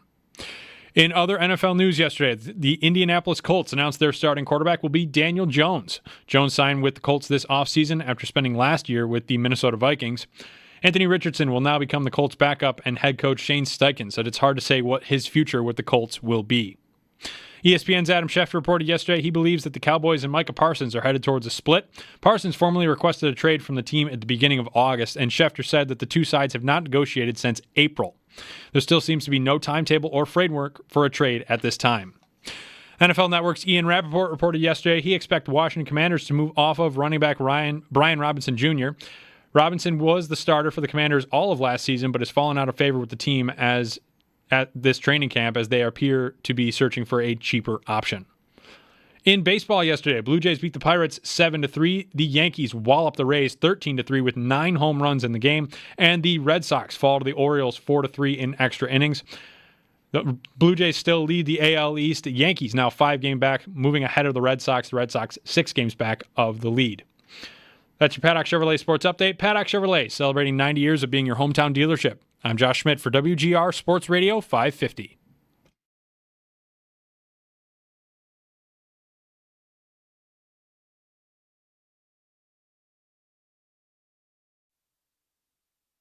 If you bring Justin Simmons in now, or any free agent in now, whatever plans you have for Cole Bishop just about get flushed down the drain. Because I don't care how good Justin Simmons is or how experienced he is, it's going to take a period of time for him to get familiar with the defense. So now, any time that you would have spent, or at least a big chunk of the time you would spend developing a guy like Cole Bishop, you've got to switch that over to a rapid crash course education for a guy like Justin Simmons. Now, if you're not developing Cole Bishop like you wanted to, you might very well end up with this season being exactly what happened last season, which is a de facto redshirt. And now if you do that 2 years in a row to a second-round pick, what's kind of the point of having him around? Thad Brown, WROC in Rochester, on the idea of the Bills adding Justin Simmons, who will probably want some money. Don't think you're getting him for the vet minimum. That didn't happen last year. He wanted a deal. Atlanta finally gave him one late in the game. So, but he's the biggest name available on the market at the moment. 32 years old. 31 years old for Justin Simmons. Good morning. It's a rainy little Wednesday here. It's not hot out. Low 70s. I saw the forecast temperature-wise. I got kind of excited. 74. Yeah. Oh, 74 sounds like Monday was chef's kiss. Oh, Monday awesome. was. I wish it was a golf day. It wasn't, though. I was here. Was for me. So glad for you. Let's go back to the phone lines. Gabe Davis is in town today as it rains and is 74. Allegedly, he's in town. Reportedly. Jerry Dulac in Pittsburgh had that. Let's go to Arthur in Tonawanda on the idea of getting Gabe Davis. What's up, Arthur? Hey, how you guys doing this morning? Good. I just want to say, I'm just sick to my stomach all morning. I have to hear that Trey White should be moved to safety. I mean, what are we doing here? Are we moving Jacob Bryson, the goalie?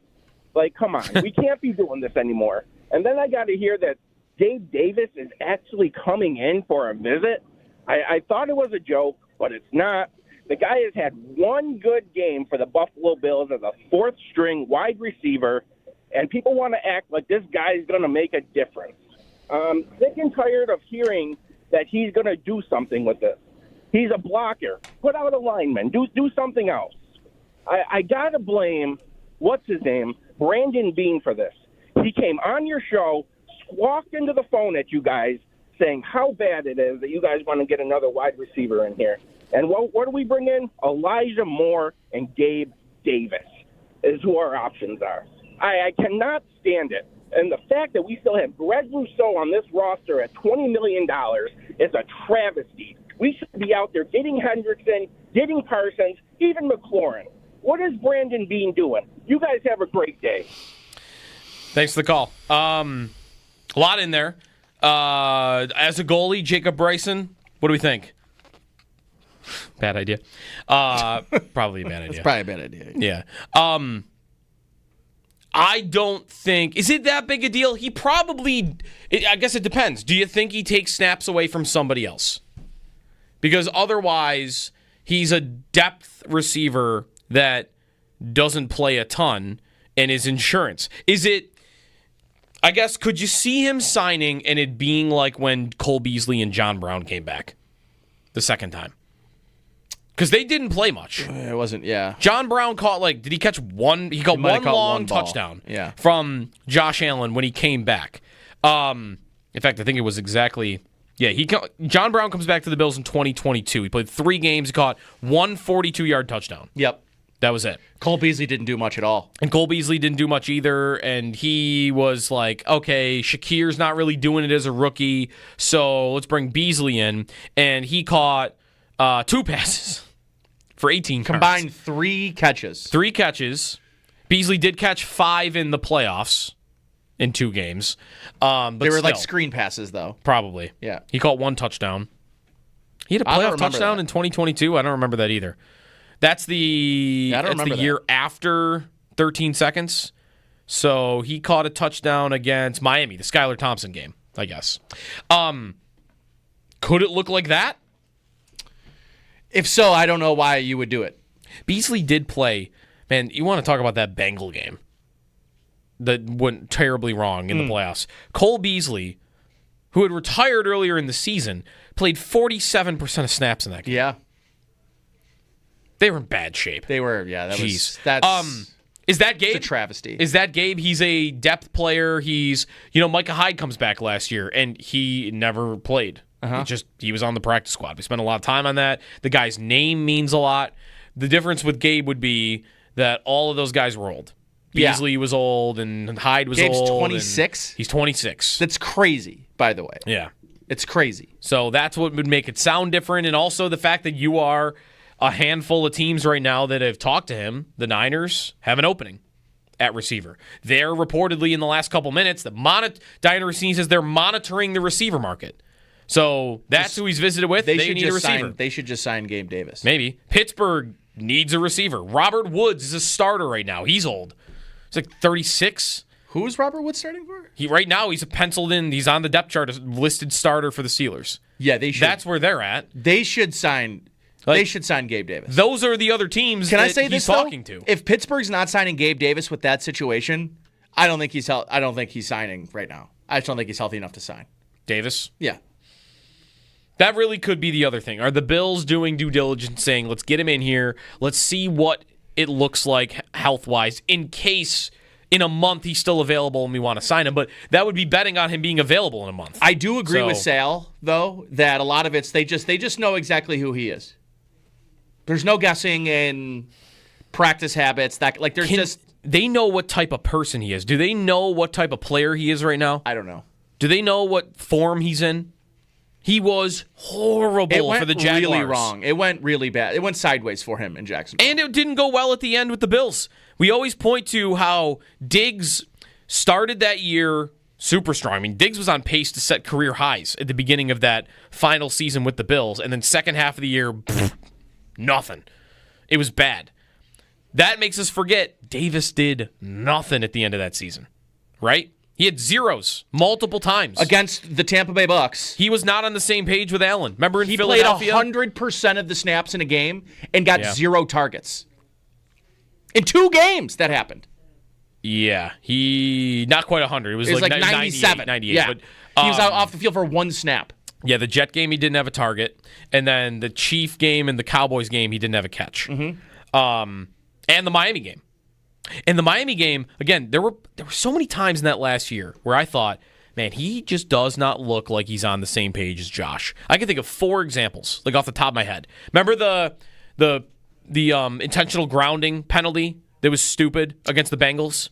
Yes. They called at the end of a half. Yep. Why did that happen?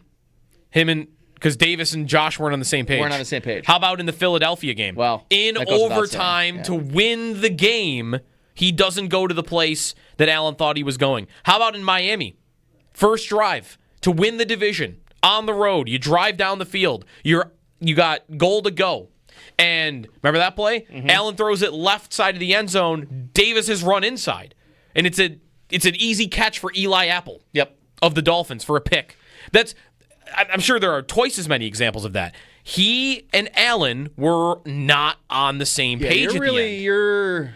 I wasn't like for or against the move because I don't think it's super consequential if they decide to bring him in, unless the subsequent move is they trade Curtis Samuel or they release Elijah Moore. Minnesota and San Francisco are looking for receivers. Do they want Curtis Samuel? I just would rather have those guys. You just have them. You just have Curtis Samuel. And to your point, it's you could have Curtis Samuel or you could have Gabe Davis and $7 million in cap space. I'd rather have that. I can be talked into that. I'd rather have that requires somebody taking on that contract. Right. Which seems like a lift. It seems like a large ask. You probably have to give somebody something. Yes. It would have to be like Samuel and a 6th for a 7th. So really, it would be more, let's really play this out. The trade would really kind of be, let's say it's even more than that. You got to give him a 5th to take Samuel. Here's a 5th round for cash considerations. Yeah, just straight up for future considerations. And then you bring in Davis. It would kind of be like, and you give him, Sal said it, what is it, $200,000 on the cap?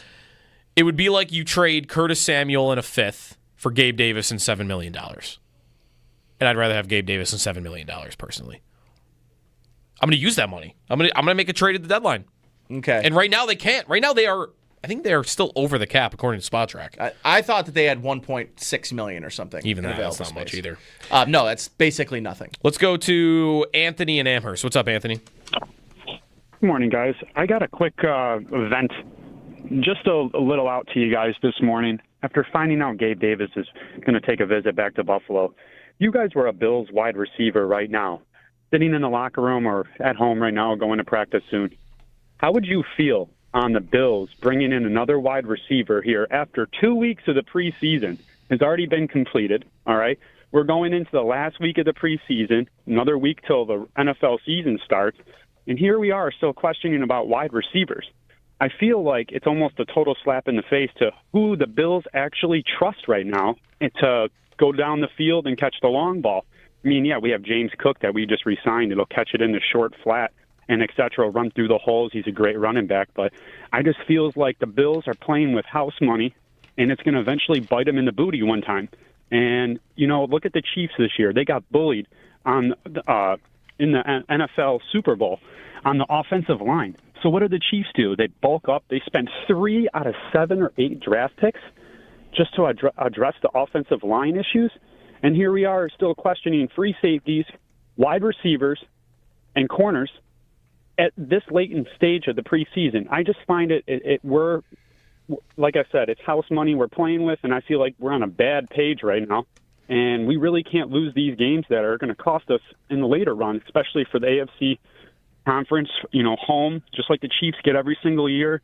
This is how I'm kind of feeling. And it's just frustrating as a Bills fan and stuff like that, because I feel like we do a lot, but we have to, we do a lot, I apologize, and we get bare minimum.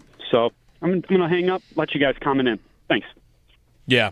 Thanks, Anthony, for the call. I think that the point, though, about the Bills receivers, like, it depends what type of guy you got. I think what you could get is kind of what McDermott did yesterday with Cole Bishop, which is, I'm going to say something in the media that hopefully lights a fire under the butt of this dude that I think needs to perform better. Like, hey, you better get your act together. I need you to perform here. That's kind of, I think, what happened yesterday with Bishop. If I am Elijah Moore and I see that the Bills are bringing in Gabe Davis, I might see Gabe Davis at the facilities today, right? Like, he's going to be there. Yep. And if I see him there, what am I thinking? I'm thinking, I better get going here, because they'll cut me. Look at this guy. He's here. I got to get going.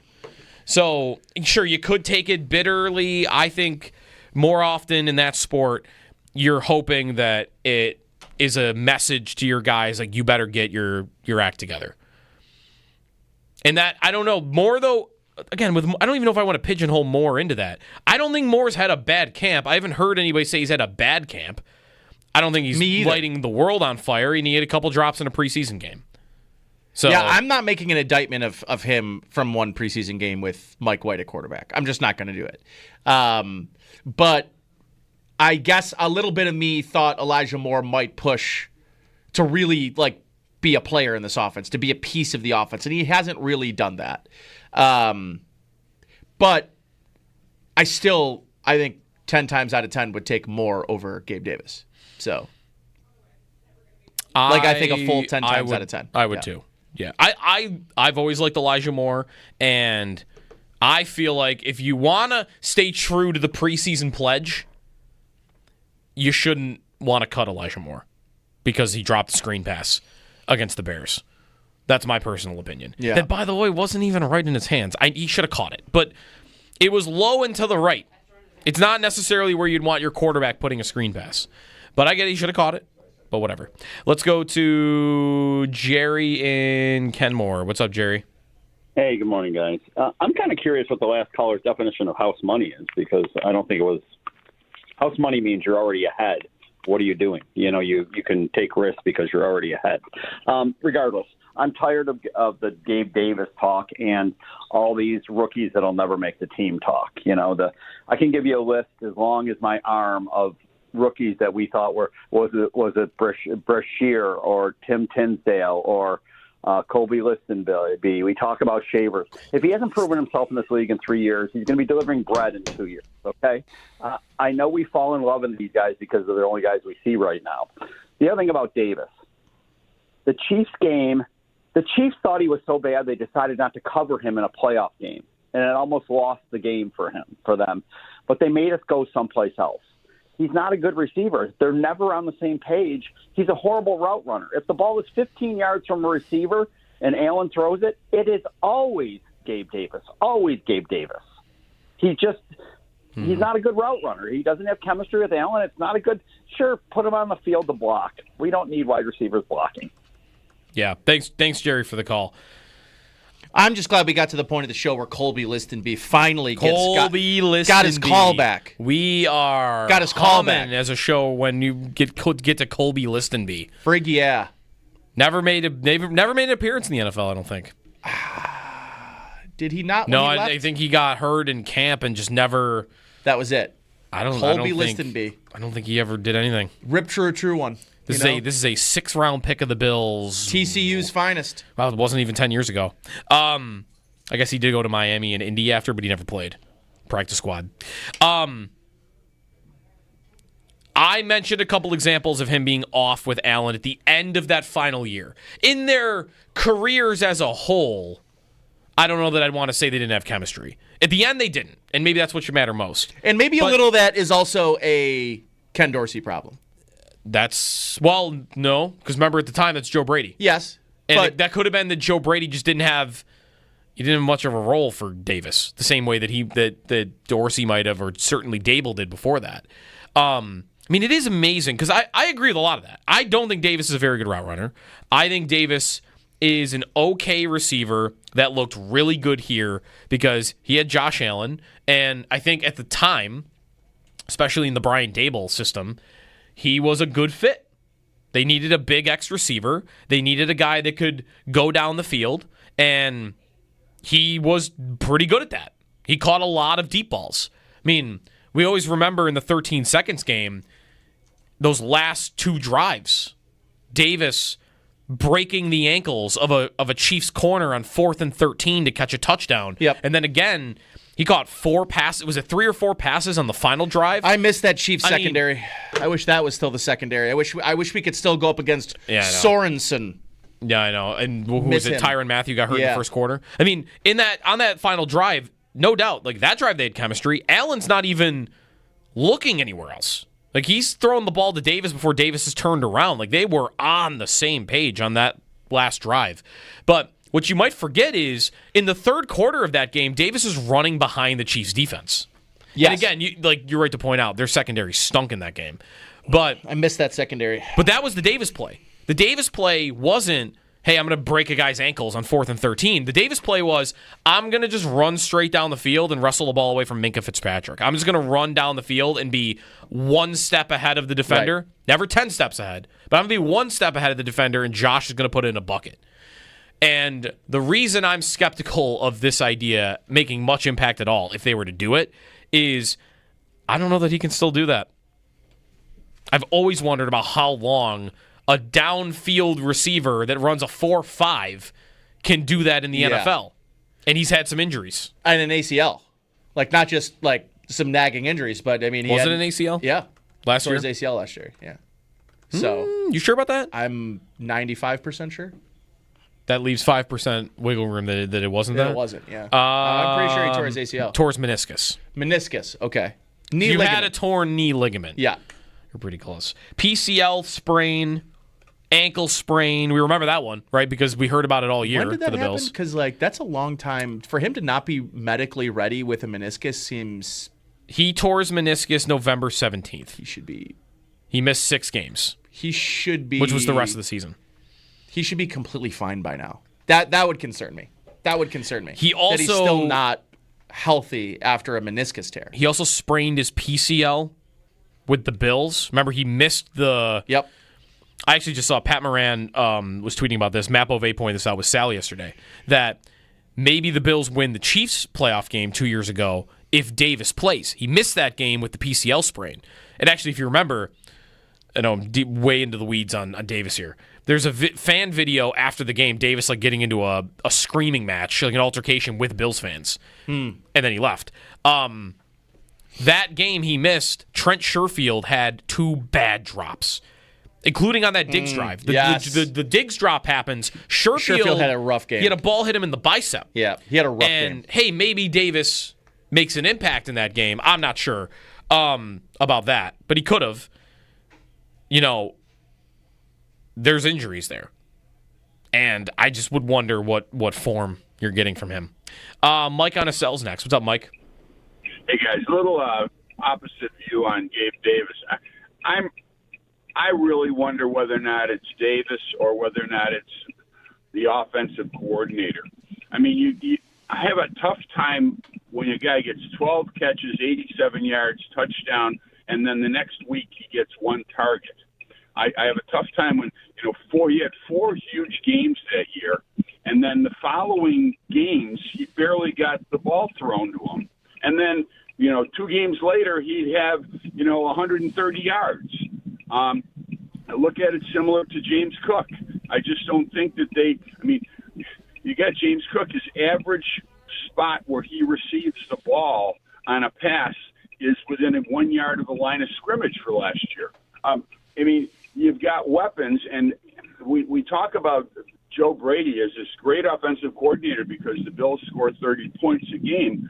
Is it him, or is it because we have a freakish quarterback and you or I could sit there and say, Josh, just go out and play? I just really think, I watched that, the Davis season 2 years ago very closely, and he wasn't even looked at for games. And then he'd be the best player on the field. And remember, we also had Diva Diggs, who had to get the ball 7 or 8 times a game, on these little swing passes 2 yards behind the line of scrimmage to make him happy. So I'm not saying I want Gabe Davis to come back, but I don't think Gabe Davis's last year here was all his fault. I think a lot of it was scheme. All right. But I don't know that you can say in one sentence that the offense is only good because they have a freakish quarterback, and also it's the scheme's fault for the quarterback not looking to throw at the wide receiver. Do you know what I mean? Like those are conflicting ideas. Would you be saying then that basically, like, and you could include Diggs in this too, that those guys struggling at the end was because they hadn't had the opportunity to build Brady an offense with the personnel of the type of offense he was running? Do you know what I mean? Well, what I think is that Joe Brady at times would say, okay, this game we went to Gabe Davis, 12 times, 9 catches. So this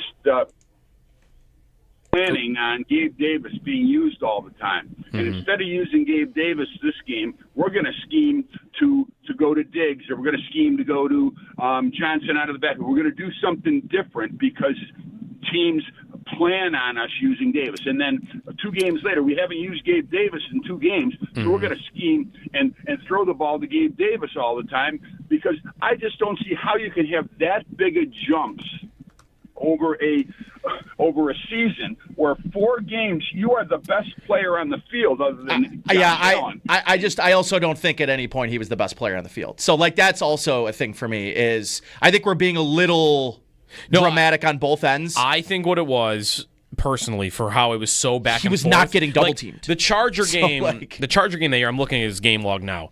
He catches a bomb down the field on a broken play from Josh Allen. Yep.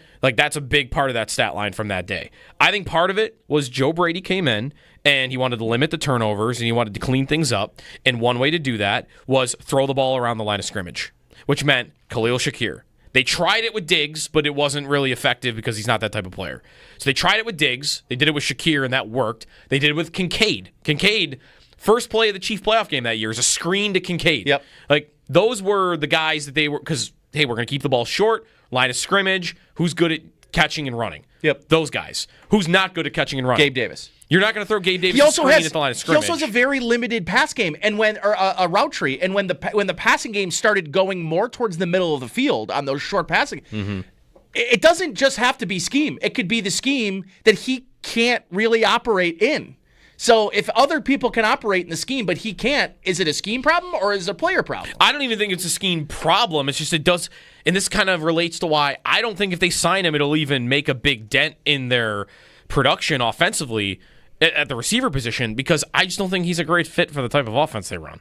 I would agree. Like, if you're trying to get yards, like he's a fit in terms of, listen, they throw a screen to Shakir, they're going to need guys blocking.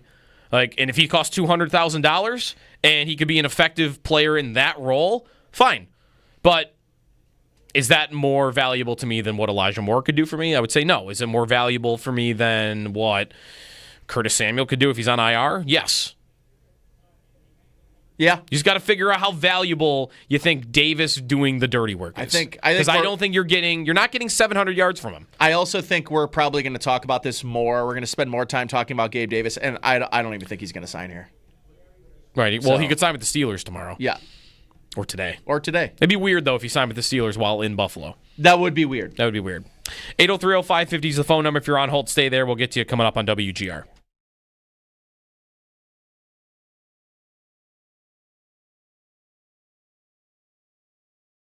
Do you think with all of this happening and him being on the field at the moment, Sal, that they still will go with Bishop, even if they're maybe not happy with how many reps he's had, and I don't even know what you would say about like what kind of camp he's had when he's out there, and whether that's also looked poor or it's just the availability. But do you think we're still headed for he's the safety on the field against Baltimore? Well, I do right now because of what I said, which is I don't know if you have any other options right now, unless you just feel that he's hurting you so much that you have to put DeMar Hamlin back there, right? I mean, that would be the option. Or, oh my God, we'll just take a flyer on Jordan Hancock. See, I don't think you're going to do that. At the very least, it's okay. We're going to have to trust Cole Bishop more than Jordan Hancock because he hasn't been out there either. He hasn't been playing. He's a rookie, and he's not getting that time on task. The only other options are DeMar Hamlin or Cam Lewis. Maybe Derek Forrest, but I think it's a struggle to make the 53 at this point for Derek Forrest. So, yes, Joe, I think the answer is right now, I would still say it's very, very, very likely it's Cole Bishop. Now, if you open the door to another safety joining this team, that's fine, but are we talking week 1, week 4? Like, how quickly could that person get up to speed on what they need to in the Bills' defense? I also think the question, Sal, goes to if you're going to bring a safety from out of the organization, well, that likely means one of the safeties here in this room that you had planned on making the 53 are no longer in the 53. So I think that also makes things a little bit more difficult. And I mentioned this, I think, to you maybe Sunday, and mentioned this earlier this morning to Joe, is I'm willing to have the conversation about Jordan Hancock, but until he's even listed as a safety on the team's depth chart, it's like it feels hard for me to even consider that an option outside of like just DeMar Hamlin. And I think that's really where the decision becomes kind of easy for me. And I think probably for the team too, right? Yeah, I hear you. I do. I understand that, Nate. And he is kind of between the two positions. But I'll tell you, he's pretty much just been a safety. He's not just, I shouldn't say it that way. You're right. Like, he's playing both positions, but like he has been more of a safety than he has a nickel corner, and I think that their vision right now is for him at safety. Now, that said, wait, hold on, though. He got hurt playing nickel corner on Sunday.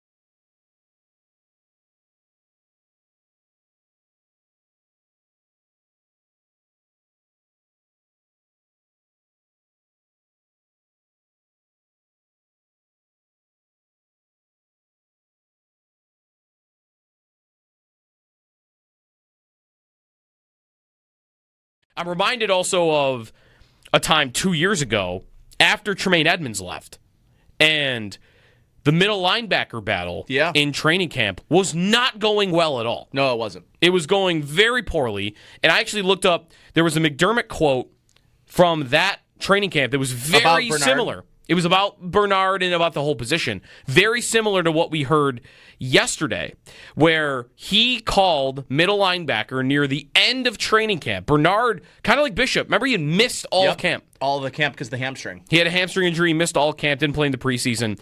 And McDermott, nearing the end of camp, said about middle linebacker, quote, "That's an area of concern right now. Are we where we need to be right now? I don't think so." He said that 2 years ago. And what did they do?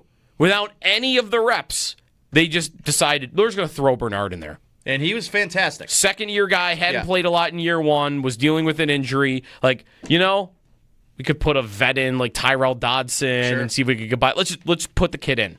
And they did. And I want to predict they just end up doing the same thing with Cole Bishop. That I don't know if it'll go well. I don't know how.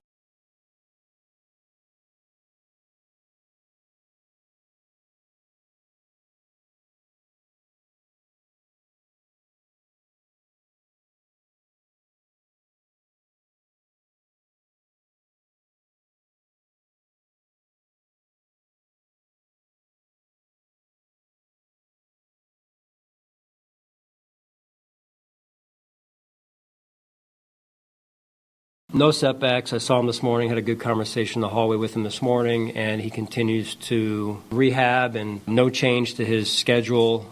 He continues to rehab, and the goal is to get him back as soon as possible, whether that's the end of this week, beginning of next, somewhere next week, it remains to be seen.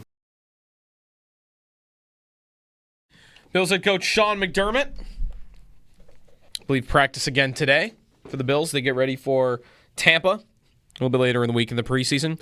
Quick college football story before we get back to the Bills. Nate, did you see that Auburn has claimed 4 new national championships? Yes, I did see that. Now, I guess, how much do I care about schools going back and saying, 1910, we were the national champions. Is it because they had the best record? I guess. 1904. I don't even know if they had that. 1904. They've claimed national championships in 1910, 1914, 1958. So again, like all a long time ago. Like how am I supposed to? I could try to argue it. They also claimed 2004. 2004. Which they definitely did not win the national championship, right? Like I don't even know how you would. I'm surprised that any school would claim something that recent, because we did have the BCS by 2004, I believe. But I guess their reasoning is USC won that year, and USC what? Because of vacated wins and because of the Reggie Bush scandal, which wasn't even a scandal. He just didn't take like a couple classes or something. Cheated on tests, right? That's kind of their basis for why they're claiming 2004? Wouldn't it be the team that lost in the national championship that would have won it? Were they in the national championship? They USC beat Oklahoma in the national championship. Okay, so you're saying Oklahoma should then get to claim it. Yeah. And as the article I'm reading points out, well, why can't Utah claim it? Because they went undefeated 12-0. Can they claim it? Could I claim our club championship over the weekend, even though I didn't win? Could I claim it?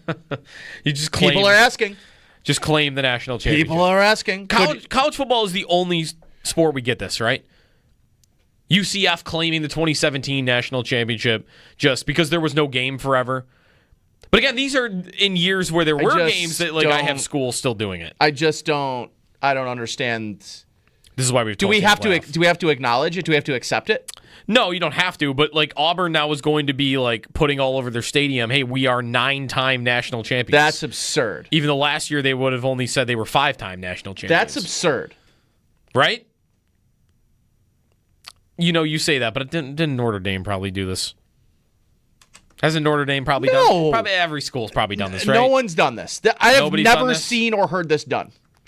Well, Alabama did it That's part of the story I read too. Is Alabama did it back in the 80s and then maybe again recently where they added titles from like 100 years ago.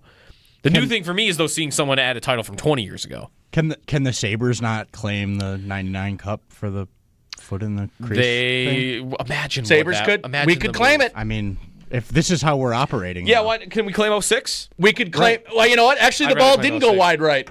I claim that Super Bowl. Hey, we're winners. All we do is win. 99's the perfect year, though. Like, what if the Sabres announce, like, hey, we play Dallas this year on January 17th. I don't know their schedule off the top of my head. But we play Dallas this night, and it's our special banner-raising night.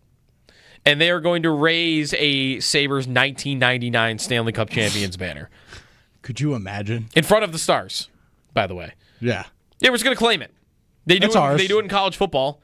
Like, you cheated to win this game, so therefore we don't recognize your win, so we're going to take it because we were there at the end. This is the precedent that's now been set. Thanks, Auburn. Right, it's Auburn's fault. Notre Dame might not do this. They only claim... Oh, never mind. They do... There's, again, this is how stupid college football is. On the Wikipedia page, there is a section of claimed national titles and then unclaimed national titles. Okay, and unclaimed are the ones they've actually won? Is that the... No, unclaimed are the ones that they haven't won. Like 2012 is on unclaimed national titles. Well, they didn't win. But so I guess they don't claim it. But somebody somewhere has given them that title. So stupid. 1919, 1920, I don't have to go through them, but 1993, what happened in 1993? There's an unclaimed Notre Dame national title that year. It's all ridiculous. All right, one more, another Gabe Davis call. Mario in Jacksonville, get us back on track. What's up, Mario? Hey, guys. Thanks for taking my call. Sure. I want to share a little story. You guys can humor me for a second here.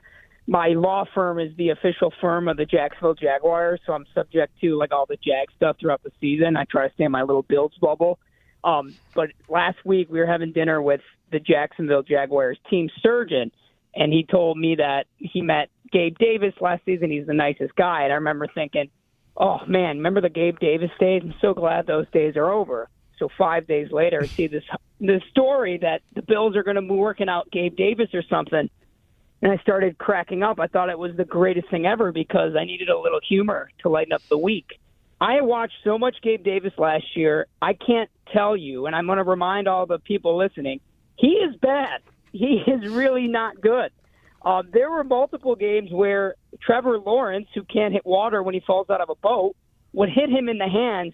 He would drop a pass, and then there'd be a blow-up on the sideline. He'd be yelling at Lawrence. I remember that, yep. Yeah, so when we talk about the Chiefs game, guess what, people? We have Josh freaking Allen, okay? He made Gabe Davis who he was.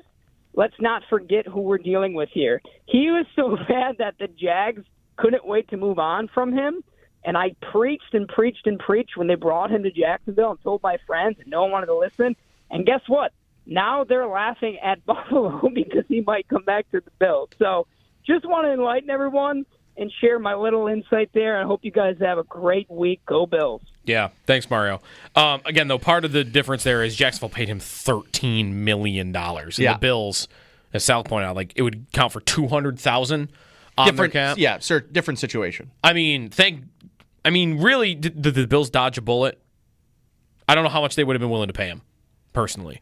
But it's hard to know whether they dodged the bullet or never loaded the gun in the first place. But whatever, it's a very good thing they didn't extend him.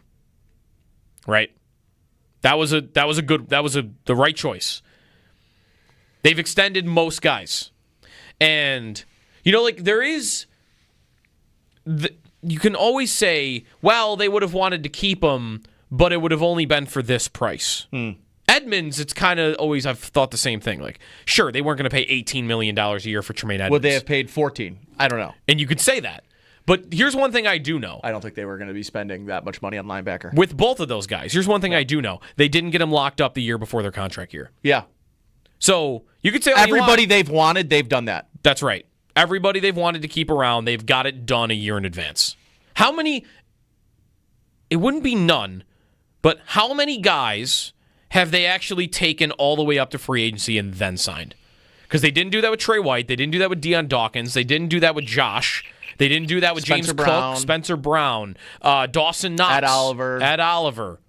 I think Milano might be one that they did take it up to free agency. Trade, nope, you're right. Like most of these guys, they didn't. Poyer? So you could say, For they the would have third been time? willing to pay Gabe Davis. Maybe they were willing to pay Gabe Davis $8 million. Well, here's one thing I do know. They weren't desperate to get him done a year in advance. Definitely Poyer the last time. Poyer went up to free agency. Yeah. Didn't like what he got and came back. Yeah, but most guys, they get done. Most guys, they'll get it done ahead of time. And in this instance, if they want to didn't. get it done, they get it done ahead of time. And with this guy, they didn't. Yeah. So they don't value him like that, but do they value him for $200,000? Maybe. You gonna watch The Kingdom tonight on ESPN? Can't get anybody to watch the show. Why is it on? The Kingdom on ESPN. 9 o'clock tonight. Can't be better than Hard Knocks was. Hard Knocks was good last night. What's the Pretty Kingdom good. about? What do you think it's about? Oh, The Chiefs. I'm good. It's about I'm the good. Chiefs, of course. I'll watch a Chiefs content. rerun of some cooking show I've watched 100 times. I'll do it again. I won't watch this. No. One thing I will do, this is just kind of how I'm geared sometimes, is to get fired up for a season. Like, I'll go back and watch the 13 seconds game. I'll go back and watch. I think I'll go watch. How did that Bills Chiefs game end again last year? And that'll get me fired up for, more into the Bills season. Not that I need to be more into. I want to make something outside of Hard Knocks. I think we should stop doing dynasty documentaries before the dynasty's over. Okay. I think we just have too many sports documentaries I also in think general. having the Brady documentary while he was still playing was egotistical insanity. Tom Brady, egotistical? The best What do you mean? athlete ever didn't get a documentary until 14 years after he was done playing, Michael Jordan. Oh. He's the best athlete ever in any sport. 15 years after he was done. You can't drop a bomb like that on who the greatest athlete ever is. As Josh is giving me we got to go to break sign. The greatest athlete ever. I don't know. I had a Tiger Woods stat earlier in the week that might put that to. Okay, he's close. Tiger was basically done with his career when he got his. You didn't even watch Jordan. Huh? You didn't even watch Jordan. Some of the Wizards. That's not totally true. It's a little true, but. What year are you born? 91. Yeah, you're 6 years old when he's done with the Bulls. Get out of here with best athlete ever. Was 98. They won in 98, didn't they? Maybe I'm wrong. Maybe I thought 97 was last year. Maybe it was 98. I don't know. Either way. All right. I just think we got to stop with these legacy. I just think there's too many sports documentaries in the first place. Yeah. Everything now is Hard Knocks. Yes. At the SEC has one of these things. Yep. The Chiefs have one. With Florida. Who wants to watch? Florida fans don't even want to watch that. There's a new one Is with there still the company that does all the boxing promoting companies. Netflix has got one coming out. See how this looks behind the scenes. No. What do I care? Yeah. It's like contract talks. Oversaturation. Yep. Shrink the game. Extendo Sports when we come back here on WGR.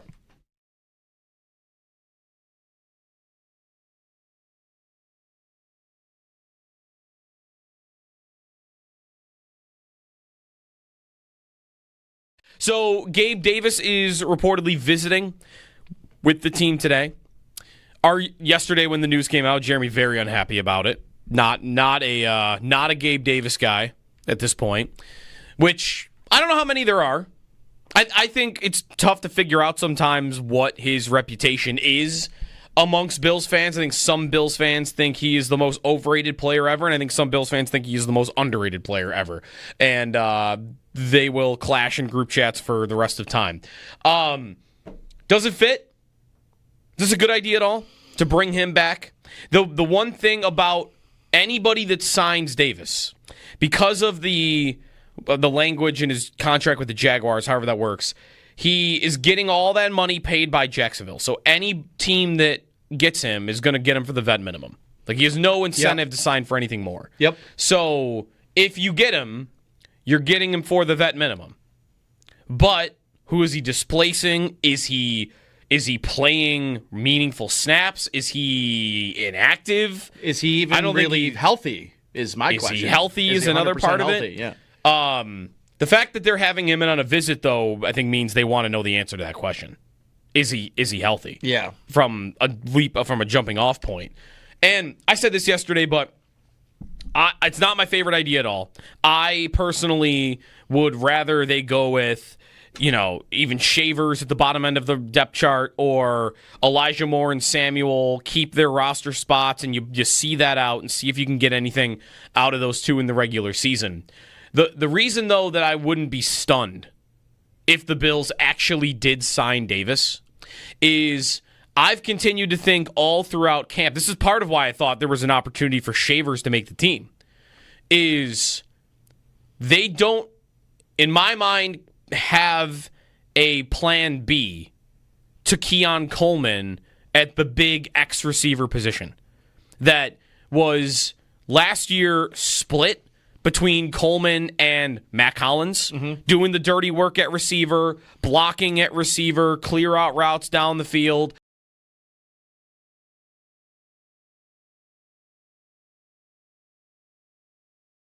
Sal Capaccio on the Western Hotline. Other things yesterday from practice, Sal. Still no Max Hairston. Not that anyone was expecting him to practice yesterday, but McDermott was asked about him. And aren't we nearing a point maybe in the next week or two where if he's not on the field, then maybe what would the options be? An injury list?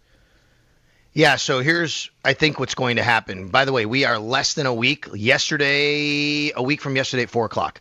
Next Tuesday at 4 p.m., final rosters are due. So you can play the game in Tampa on Saturday, Sunday, Monday, Tuesday. So 3 days later, you have final rosters due. Max Hairston, according to Sean McDermott, he's making progress, but he's a ways away, is the way he said it. Okay, so what that tells me is next Tuesday at 4 p.m., I think you're going to see Max Hairston on the IR designated to return list. So what happens is the Bills will get two guys next Tuesday at 4 p.m., two guys that they can put on injured reserve who don't count on the 53, don't have to make the 53, and they can still come back after 4 weeks. I think that is tailor-made right now for Max Hairston. He gets an extra 4 weeks to be around the team, rehab, facility, all that, and then they can kind of slow play it. And then let's remember, the Bills have a bye week, week 7, and really you kind of get a little bit more ramp-up time for him because he can come back after those 4 weeks. They can practice.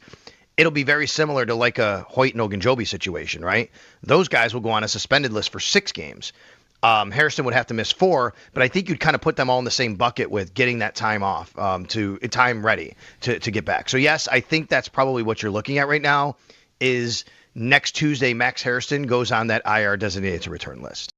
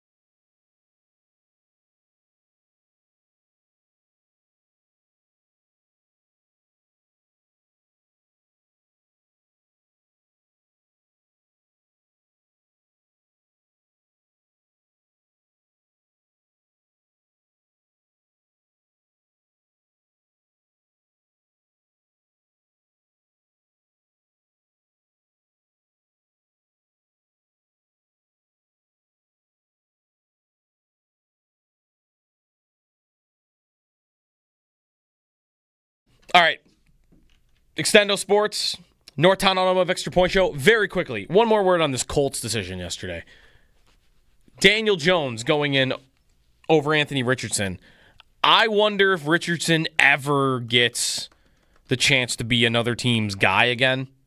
This point Mike Shope makes a lot. Like, once you're not, like, if he moves on to another team, you know, he's coming in with another guy. It's probably the same caliber or a rookie. And is there ever a team that puts full investment into developing him? Maybe he doesn't have the maturity to get there, right? Like, maybe there's stuff happening behind the scenes, the checking yourself out of a game. Like, there's other stuff there with Richardson. But he is 6'4", 245, runs like a truck, and has one of the best deep balls in the sport. He had the best throw in the league last year. And despite a 47% completion percentage, had the same yards per attempt as Patrick Mahomes. So I would want to explore that if I were the Colts. I think it's ridiculous that they're going with Daniel Jones, of all people. If they had a reputable veteran, go ahead. But Daniel Jones, when you have this freak athlete that you could still see if you could get anything out of him, and just punting on that, I don't get it. I don't know what the point is. So you can go win 6 games with Daniel Jones. I'd rather win 4 games with Richardson and know for sure that there was no chance that guy was going to become great.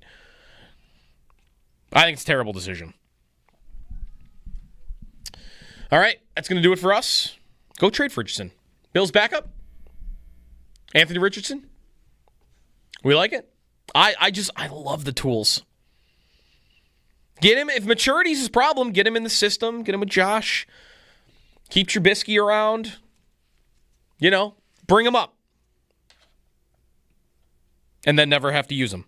Actually, you could. When Allen, maybe you don't want to run him as much in the future, you know, like 3-4 years down the road, and I got this guy. He could do it. Just in the running plays. All right, that's it for us. Before I say something else stupid. Derek and Zach on the way. Northtown Automotive Extra Point Show. Stay tuned, and we'll be back tomorrow at 6 a.m. Nate Geary and Joe DiBiase. Jeremy's off this week. Talk to you tomorrow here in WGR.